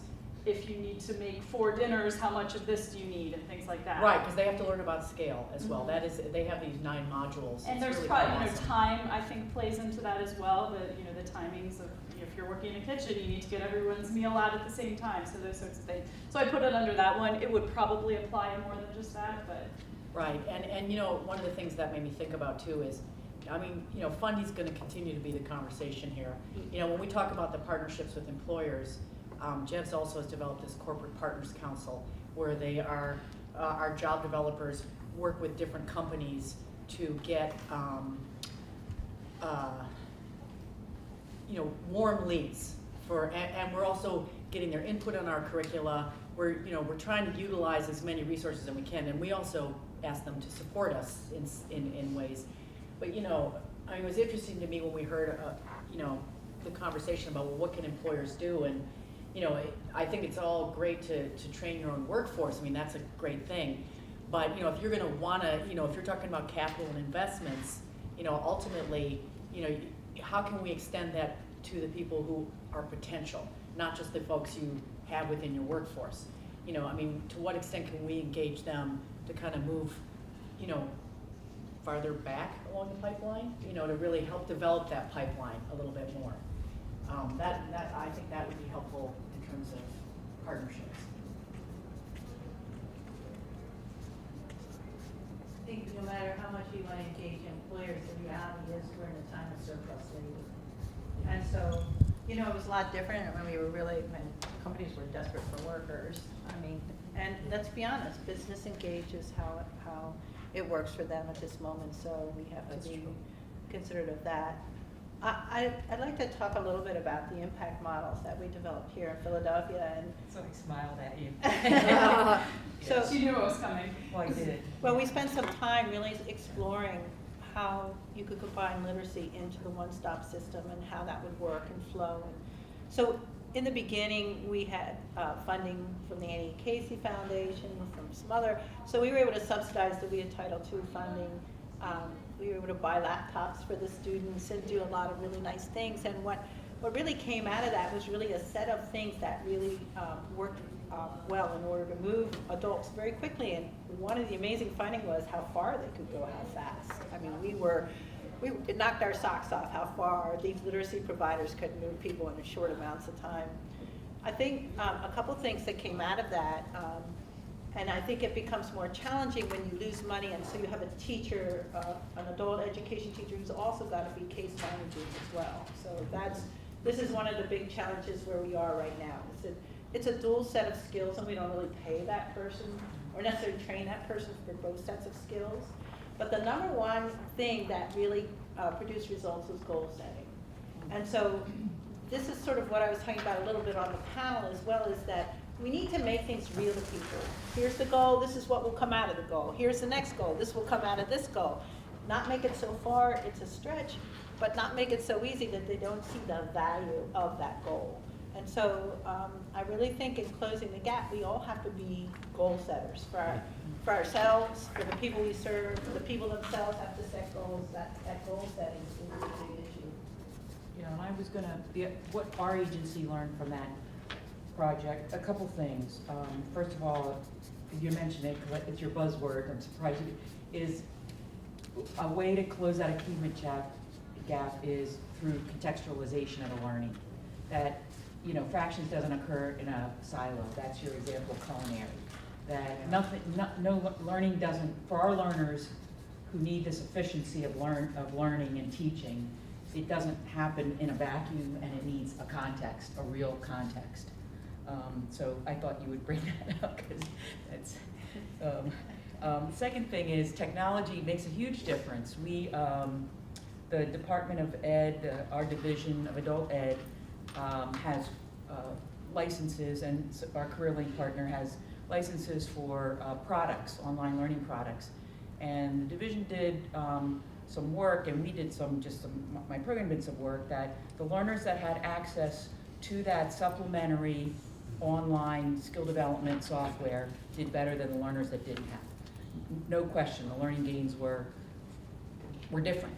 And there were teachers' difference and classrooms were difference, but the number of hours that they supplemented their learning with these online learning tools made a difference. So it does make a difference, and they could access both of them outside the classroom. And so having that available to us made a big difference. That's a way to close the achievement gap, is to always have supplemental. Our division also has a distance learning program that you can supplement face-to-face with distance learning, so you can do a blended model. Those learners are gonna close the gap quicker and faster. So the more time you can give them, adult ed classes, some of them are 3 hours a week, some maybe 12 hours a week if you're lucky. It's not a whole lot of time. So you have to supplement it with other tools. Which was something, I forget who said it, but someone else sort of said that in here, is that, in addition to limited funding, you also have very little time in the grand scheme of a person's life. Right. Just day-to-day life. Can I ask a question, Rebecca? So you used the word supplement several times, and I think a lot of us were shaking our heads. What about some of the movement that I've seen toward making the online or the software-based learning primary, and actually the flip where the majority of time is spent in front of a computer typically, and it's supplemented by teacher or tutor support. We've tried it, and now the assessment hubs, they're called My Place now in Philly. Our agency was selected as one, to be one, and there's an online process, there's an online module that the learners will take, and then the learners will do it independently. You have someone that reads at a 4th to 5th grade level, asking them to sit down in front of a computer. That's the issue, and that's what I've seen in my program. That's why it's face-to-face, facilitated learning, computers. Now with the GED 2014 shift, there might be a shift in that, but for the higher level learners, the lower level learners still need a lot of individual attention. And let me just say, I mean, I couldn't agree more, and I'm actually very concerned about, what I sometimes see as a fetishizing of some of the technology and seeing it as a solution potentially on the cheap, often born of good intention and real necessity in terms of cost effectiveness. But I think, to me, there's a real disconnect when we talk about contextualized learning and actually learning skills in the context of career pathways, career training, and thinking about doing that through a primarily technology. I mean, maybe I'm just not seeing the right software or the right online learning, but I think, to me, absolutely as a supplement, absolutely as a support, particularly for students who can engage it, who are typically higher level, but not as the primary tool, not if we're talking about the kind of contextualized learning we are. We don't use it as a primary. They're in that room and they end up doing case management, they end up doing coaching, they end up doing mentoring. And how many of our teachers walk into that situation knowing how to do these things? And I'm not faulting the administrators either of the programs, because if they have funding, they're strapped with what they have to do based on the funding and what it tells them. So there's a lot of things that need to be straightened out. And it's on various levels of how services are offered, as well as the conditions for our learners. And I just wanted to add one piece, which I think is the technology. How can we expect our learners to become tech literate if the teachers themselves are not comfortable with technology? Could I address that as a public school teacher and a community college and university teacher and department employee? To pick up on the teacher part, teachers need a lot of help. And when we're talking about building partnerships, I think that's a target audience. We try to get teachers to understand that they can't do it all alone and by themselves, but they could invite in people from industry and technology. They can bring the scientists in.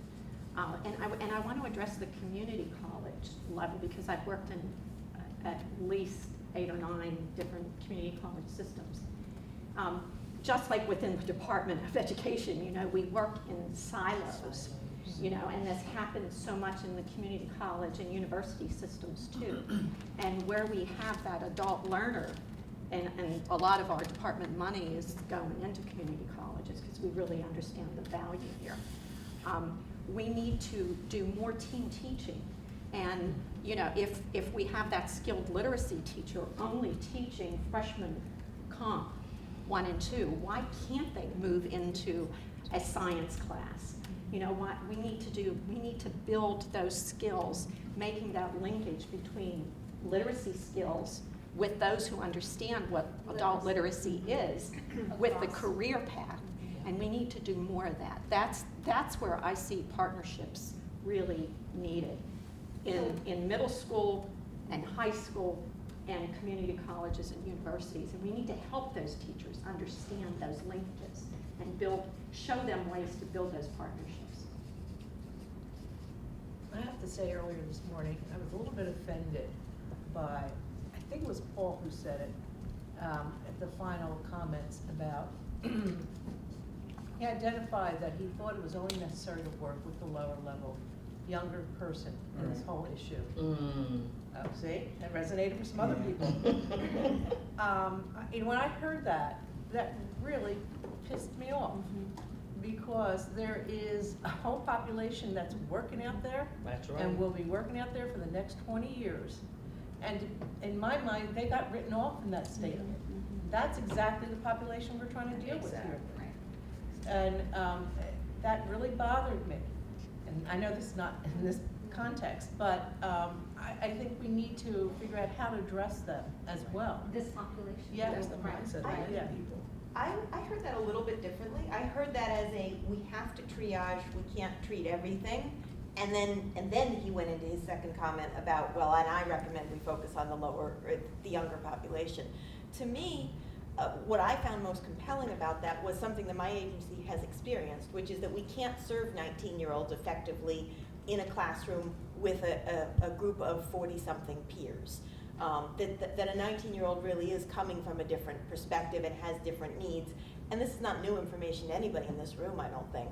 But I think whether or not we agree with Paul Harrington's idea of how to triage, I think the concept that we need differentiated strategies to reach differentiated populations is not, to me, does not seem controversial. And the idea that we have to triage in some way does not seem controversial. I'm not here to defend Paul Harrington, but in other contexts, in other venues where he's spoken about this before, that 36 million low-skilled workers out there, in this current recession, that population of 35 to 18-year-olds to 35-year-olds were most severely impacted. And we don't have enough resources to serve everybody in the system. If we're at 1.8 million capacity, and we're trying to make a dent at 36 million, sometimes you have to make those kinds of hard decisions about putting your resources where the most severely impacted people are. Right. And what I'm going to tell you is that there is Title II money that's designated to that youth population. That's a whole other pile of money. Yeah, in our world, it's segregated. Yeah. We can serve 14 to 21-year-olds, but we're not, and then they go into the adult population, 22 to 60 or whatever it is. I think the youth in Title II goes up to 24. Right. So, and there is money, and I agree with you, I mean, there is not enough money for any of this, but there is already money that's designated for that population. And the money that they're referring to, the 1.8 million, is for the older adult. Okay. And it's already squeezed. So based on what you're saying, Sharon, I'd like to close up this topic, but I want to make sure that, what do we think about, there was a lot in here, but I felt like I wanted to make sure I captured, especially Elizabeth, what you were saying, that teachers, in order to do this effectively, at the ground level, teachers, tutors, they need to teach. They actually need to learn better techniques, but I like what you said. Teachers might be the best folks we partner with, right? So they're a good, not to partner with the stakeholders, but also among each other, right? Teachers helping teachers instead of just having the person in Complet staying in Complet. So I just wanted to capture this to see if you're in agreement with this or we need to change this before we move. But one thing I would just think we need to specify that one of the other points that I heard was that the adult basic education teacher, there's not a universal, right? That's what you're saying. There's not like, I don't want to use the word credential because I know that sends people into a whole other universe we won't get into. It's also a very transient population. Right. So the difference of utilizing teachers from primary and elementary and high school to assist the population of adult basic education who might not be coming from an education background. So not using teacher to teacher, make sure we specify ABE versus, give me another word. So utilizing, how would you as a group say utilizing? Is that a right way to? Well, maybe it's the non-credentialed adult education, but some of them are credentialed. Yeah, so how do you? Yeah. How about non-traditional? Non-traditional maybe. Utilizing non-traditional. And I just wanted to make one comment about the discussion about the targeting. I'm trying to make this brief. I think that it's important not to write off any segment in terms of that continuum of age. You can't. And I know the problem is huge, but I think that all fronts have to be attacked. You go after the youth, and you have the older people That's not right. being served. You got the older people, and we still have the problem with the youth. I think I'd throw out there as a suggestion that one way to differentiate needs to be based on motivation of the participant. Right. Because that way you at least know that they're going to be somewhat engaged and understand what the stakes are. And it then becomes self-selection, or how do it has to be some way to allow people to be exposed and motivated, because that's going to also help with successful completion. And I would just build on that by acknowledging that we're operating within an NRS context in which already a grandparent who's a full-time caregiver of a young child doesn't have an easy path in to an AFLA-funded adult education program, because that grandparent may not have as their goal enter paid employment or enter post-secondary education, and yet that grandparent might really need adult basic education. Looking beyond the traditional people who receive Title II funding in how we're going to address this at the federal level. Is that, I'm just trying And to. that's part of it. And the other thing is there is money that comes in through other avenues, whether it's through welfare, whether it's through labor, whether it's through housing that deals with literacy. And that goes back to this idea of opportunities. How do you take those opportunities and make them really be more effective and efficient? Because right now, of these so-called 80 organizations that belong to the Alliance, Philadelphia Adult Literacy Alliances, some of the money comes through Title II, that's 6 organizations, some comes through, well, not many come through welfare, but there's little pots of money. And there's no real good way of being efficient and effective with that usage. Well, I put that as a point, Diane. The local was responding to the federal pressure and performance standards. Maybe it's a waiver around low-skilled adults having to do with being a Title I performance standards. Is that my following? I don't want to misspeak. Meg is the right person to express this. I'm only a board member. I'm not as intelligent as I need to be about this. But the problem again is a regulatory issue. It's an issue that actually favors the higher earning people in the way it's structured, and it leaves the majority of our population out of the full services that they need. It's not that they're not served at all. Well, it also sounds like too, it's a group of people that could increase your numbers ultimately if you were able to get them into the system, receiving the skills, and moving up the chain. So your numbers long-term might improve with a short-term access. Is that? I agree with that if there was a real career pathway strategy. And I'm not being critical of this policy. The policy was for family sustaining wages, and we all understand that that's very, very important. The problem is when you have, as Paul indicated, very low literacy skills, you don't have the ability to qualify for those family sustaining jobs, and that's the issue. Thank you. This would be kind of more from a teacher's perspective. One of the things that I find whenever I work with adult learners is we have them for such a short time, and there's so many skills and needs that we need to address. So it would be helpful if there were, and there are a lot of national resources available, but having resources and being able to identify them in a way that would make it easier for teachers in the field to be able to address the career pathways, to address the career coaching and support, and to also address educational needs all at once would be helpful. Okay, we just got the 5-minute warning. So what we need to quickly do, and do you think it's we should go around the room, or should we ask people to come? We should just go through the room. Okay. So our challenge is we have to go back to the main room, and they do want to have a short report out. And so each group that's been meeting and discussing the 3 issues is going to report out on kind of their most salient piece of feedback received. So we have one. We have We one can report out. right for each item. So we'll report out. Actually, the facilitators will report out, so you all don't have to worry about doing that. But we just need to know what you want us to report out on. I'm going to suggest. Well, let me just make a suggestion for item number 3, which was to expand opportunities for adults to improve foundational skills. I think the biggest kind kind of piece that came out of that is the conversation about the regulatory environment. You guys had a lot of conversation about that, and everybody kind of head nodded, and we got some good discussion going on that. So it's one in that particular area that stood out, but how does the group feel about that item? You want me to read them out real quick? Things we captured were move towards capacity for adults to get grants and loans for adult education, employers going back to growing their own model, online learning is untapped in adult education, possibly looking at online testing, and in doing these two, there is a demonstration of foundational skills by the individual, making sure that your online learning is accessible, looking at the digital divide and that the people are ready for it. It was captured that the wraparound services are taking money from teachers to fund case managers, therefore not able to hire more teachers.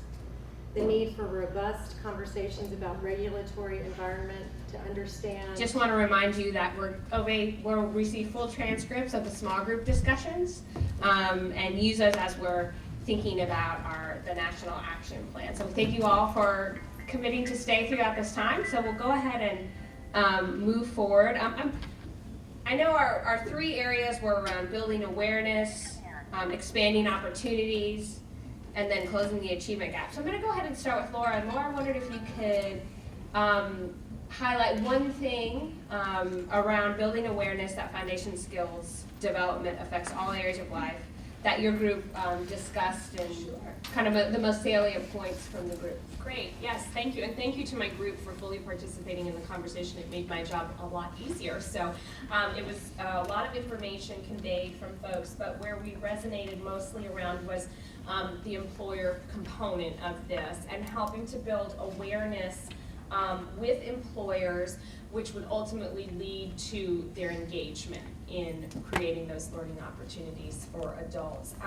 The other piece, though, to mention is that there was a second sort of strong notion about building the awareness of learners themselves in the skills that they need. Okay, great.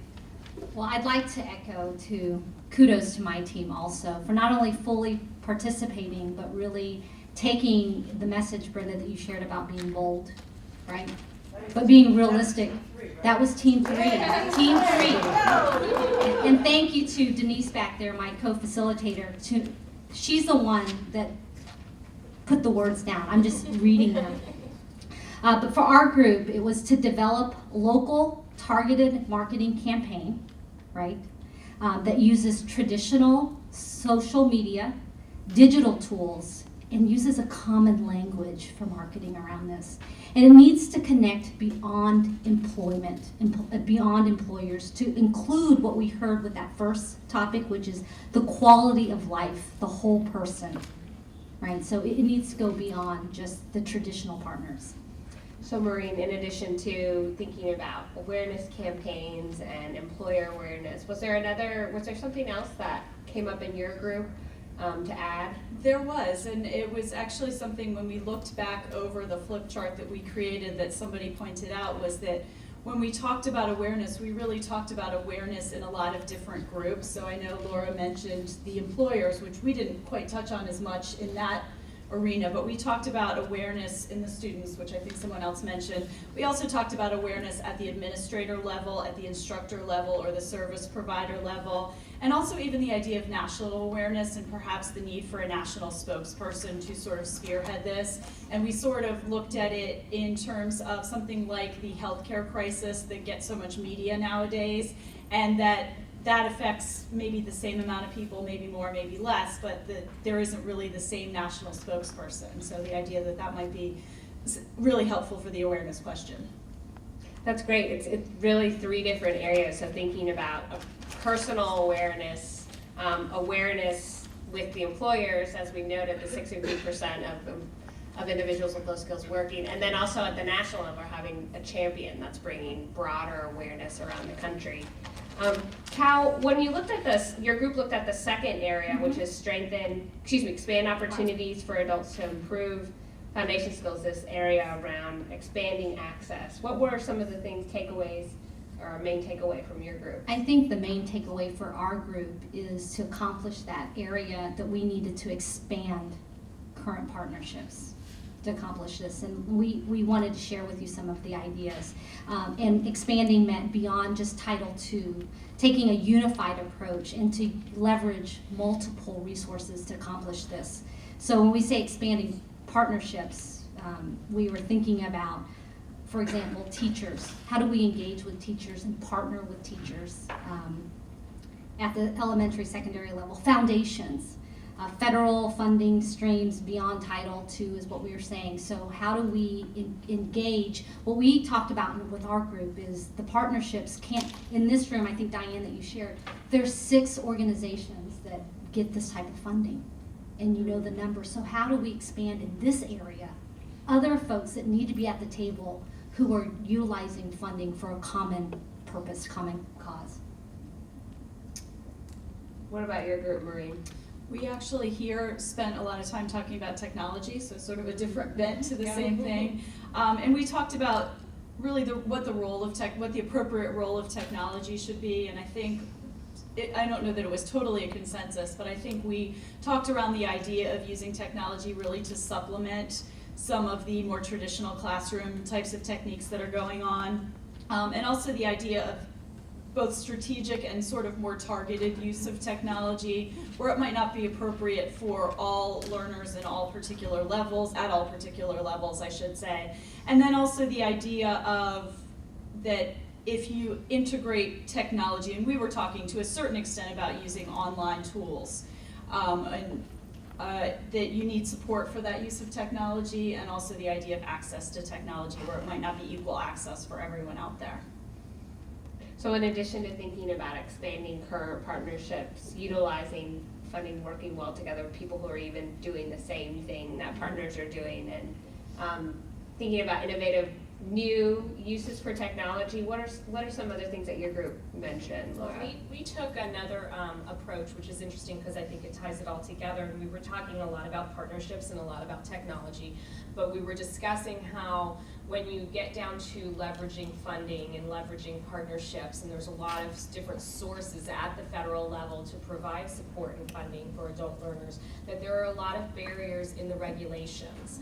And so really pulling people together, whether it's at the state level or the local level, to discuss what the regulations are and figure out how to alleviate those barriers and maximize efficiencies. And an example of that was that in a local program, you may have 6 different services where case management is required. And so each of those are individually providing case management, but if you were able to piece and taking away resources from instruction. And so if you were able to piece those streams together where each part is paying for a little bit of that case management services, you'd be able to put the resources back into the classroom.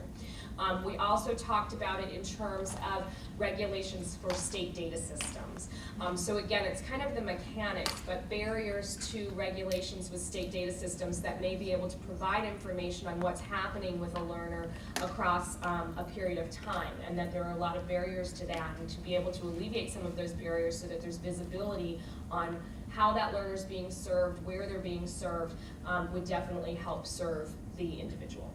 I think this is really helpful. One of the questions that Judith had for the panelists was around, given the current fiscal realities, what are some of the things we can consider? And it sounds like you all in your groups also kind of took that to bear when you were thinking about expanding access. What are some of the current resources, some of the things that we're starting to work on, and also some of the things that are barriers in the way? And I was in the room for part of that discussion around some of the regulatory barriers, both at the federal level and at the state level.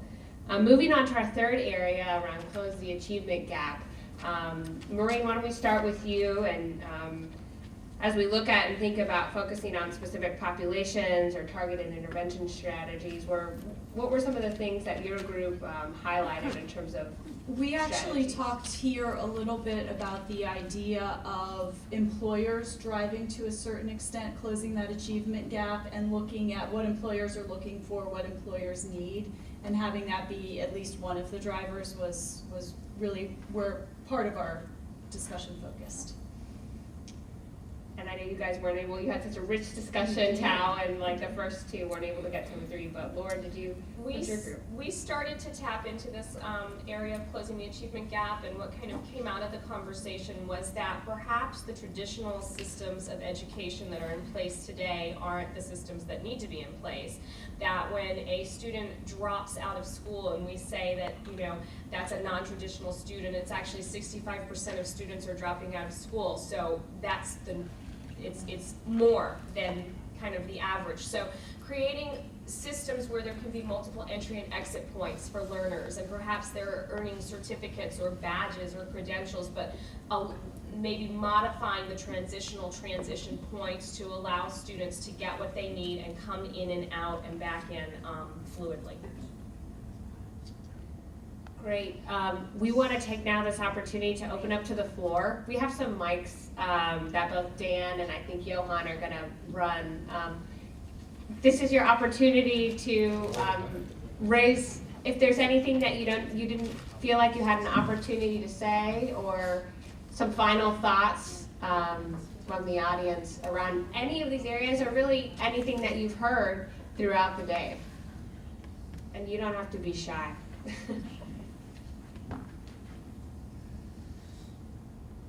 But it's also okay. Okay, there we go. Elizabeth. Can you just introduce yourself when you get the mic as well, please? Sure.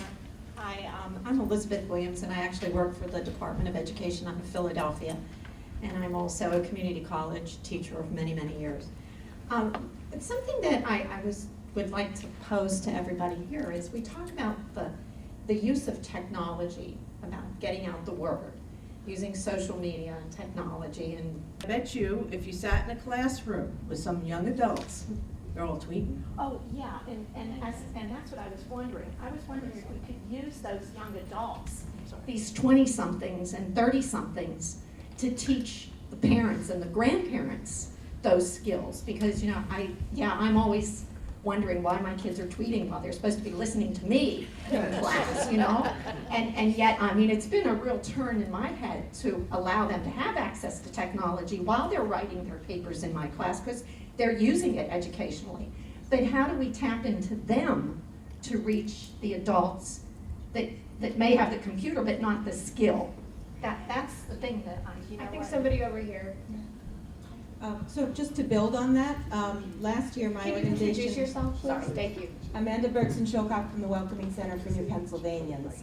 Last year my organization released a report called Digital Diaspora, documenting the degree to which immigrants use digital technology, particularly smartphones and tablet computers.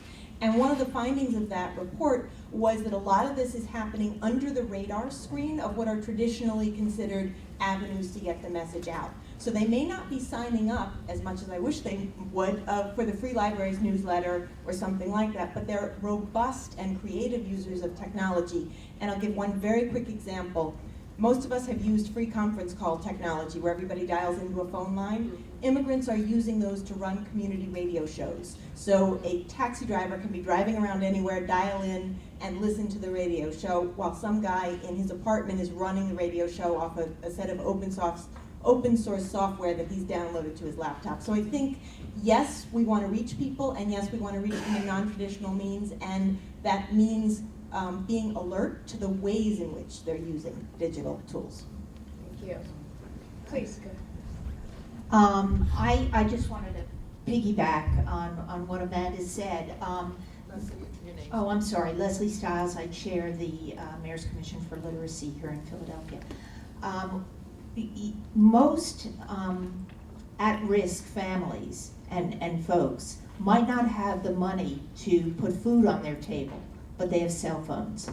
So the priorities, unfortunately, are upside down and inside out, but nevertheless, they're very easy to utilize in terms of communication. And you have to think, well, what are they doing? Where are they going? They're not going to come to us. So in essence, we have to go to them. What makes them tick? Where are the places they gather? What motivates them? And you really give your message according to their definition, not yours. So it becomes more push technology as opposed to pull technology. And that's the way you have to think, otherwise you're not going to reach them. Hello, I'm Alyssa Lawrence from Temple University. And speaking to the same conversation, I think one of the things that Diane said when we were in our group was that to teach the teachers and help teachers really start to connect to what's really happening. I just took a course at Temple University on teaching technology. And one of the things is they want you to teach the students how to use their own devices. They have these devices. They do use them. Does the teacher know how to use them? Does the teacher use a cell phone for educational purposes? So it's really making sure that everyone in the field start to really understand what's there, what can be used, how to use it, and then become proficient at it. And if you don't know how, have them teach you. You know, you have to be willing to allow them to do that. So I think that was part of the conversation, is that we need to holistically start thinking about how do we engage everyone in the process of really using technology, and using technology to engage them, and then using technology to get the message out at the same time. Give the mic back. My boss wants me to take my mic back. I would actually like to talk to a slightly different topic, and that topic is... Did you have a comment on technology then? No. Okay. I did, yeah. I'm just wondering, I'm so sorry, Dan, before we move to a different topic, should we just let him? Mike Ely, I'm from Drexel, and I work with the Digital On-Ramps Project. I think we have to be careful about the assumptions we make, because people have mobile devices, how they're using them. Some of our early pilots discovered that kids, yeah, they have mobile devices, but a lot of them don't have data plans. And if they do have data plans, they may not have them persistently. In fact, people don't even have phone numbers persistently month to month to month. And you end up designing what you think is an approach that's going to reach everybody, and you're very surprised when you get out there and find out at particular market segments. This is why segmentation is so important in terms of technology access and use, as well as what kinds of content and what kinds of jobs you need. So just a caveat about making too many assumptions about universal technologies. Thank you for being patient, Dan. I'm not usually. Okay, on a slightly different topic. I think one of the fields in education, teaching can be very isolating, whether it's K through 12, and it's most definitely very isolating in adult education.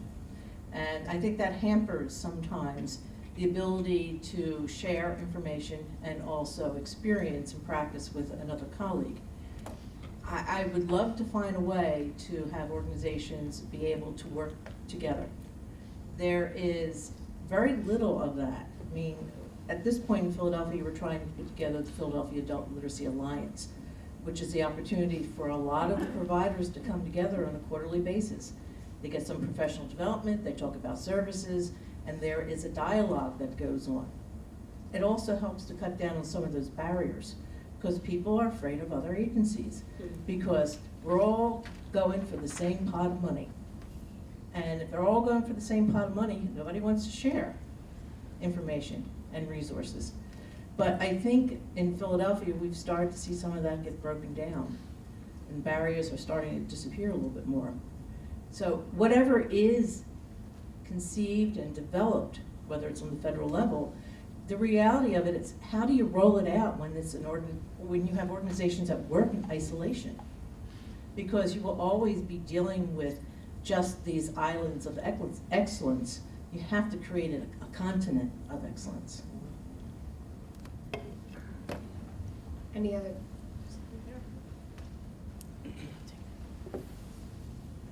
Joe Boxman from the Mayor's Commission on Literacy.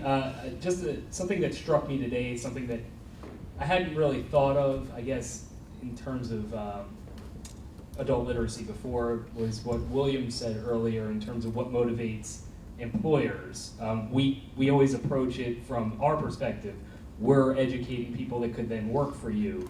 Not thinking about what their perspective, we can educate people that will buy your products, and thinking in terms of their language and funding was that overwhelming topic that was kind of off limits because it's so pervasive. If we can really figure out what the language is that employers, not just employers, but businesses want to hear it and what motivates them, we can maybe tap more dollars that way and really expanding their marketplace locally. That was something that struck me as new, a new perspective today. Any other final thoughts? Go, Leslie.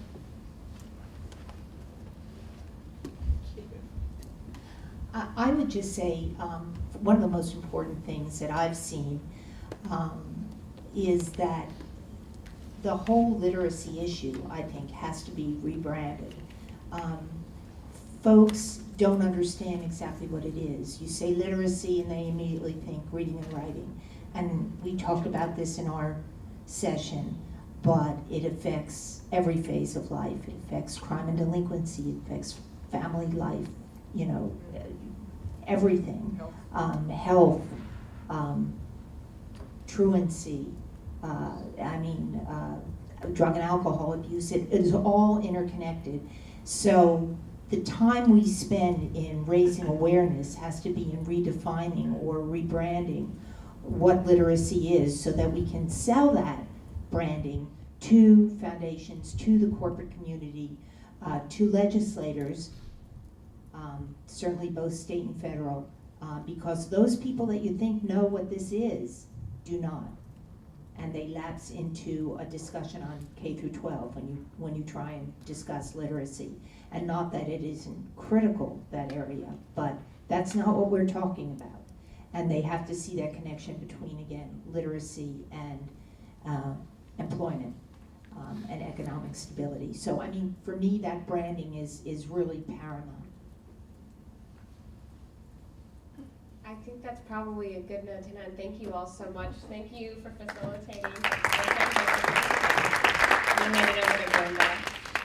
So let me just thank again our hosts here at the Philadelphia Community College and Judith for really being a spectacular host, for getting an outstanding group of panelists. I thank all the panelists again for their many contributions. And I want to thank all of you. I went to all of the sessions. You were, in fact, all very engaged, offered up some really good challenges that we have to overcome, but also some solutions. And so we're really grateful to you for taking the time to share your thoughts with us. Now, you may have gone away and you may leave and think, oh, I wish I had said such and such.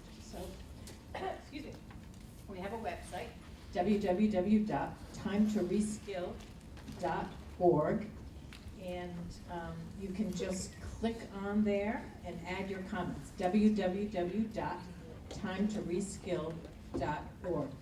And we also have developed a toolkit. So if you want to continue this conversation in your own community, maybe you want to get the employer community together, Leslie. Maybe you want to get a group of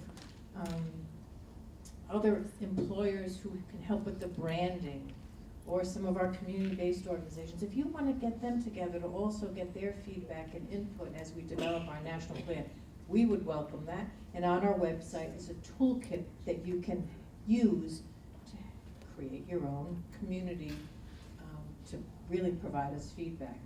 You know what, I also wanted to thank you for thinking outside of the box, for being bold, because the same old solutions, the status quo isn't going to work.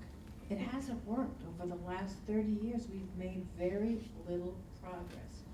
So we have to be bold. We have to be ambitious. And we can't be satisfied with the fact that our federal system serves 1.8 million adults every year, and we have a 36 million people crisis.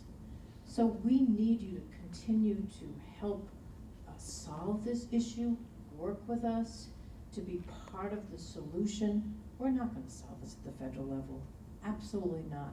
But we might if we work with states, local communities, and you're very lucky, Judith, because you have a fantastic champion in Mayor Nutter. And I wanted to recognize his leadership and really call that, you have a commission that Judith leads. That is something that should be replicated across the country, because you need local, state, and federal leaders who will come together and say, this is an issue we must tackle together. And so please thank the mayor on our behalf for his dedication and commitment, for hiring great staff who get it and know how to push this work forward. And let's all stay engaged. We hope the plan will, we're going to keep the federal government on a tight timetable here and see if we can make it work. But the work really begins when the plan is done. The plan isn't the work. It's now our call to action for all of us to continue to work together so that we can expand educational opportunities for more and more low-skilled adults. Thank you for coming on this not very pleasant day. Thank you for staying. Thank you for all your many contributions. But more importantly, please stay engaged. We have your name and number, and we will continue to update you as the plan is developed. But we want to constantly hear from you. So this isn't a one-shot deal. So thank you very much for being here. Thank you very much for all the good work that you're doing on the ground to make this happen. And I wanted to thank my regional colleagues from the Department of Education for coming and supporting us and for helping us to organize today's event also. Thank you.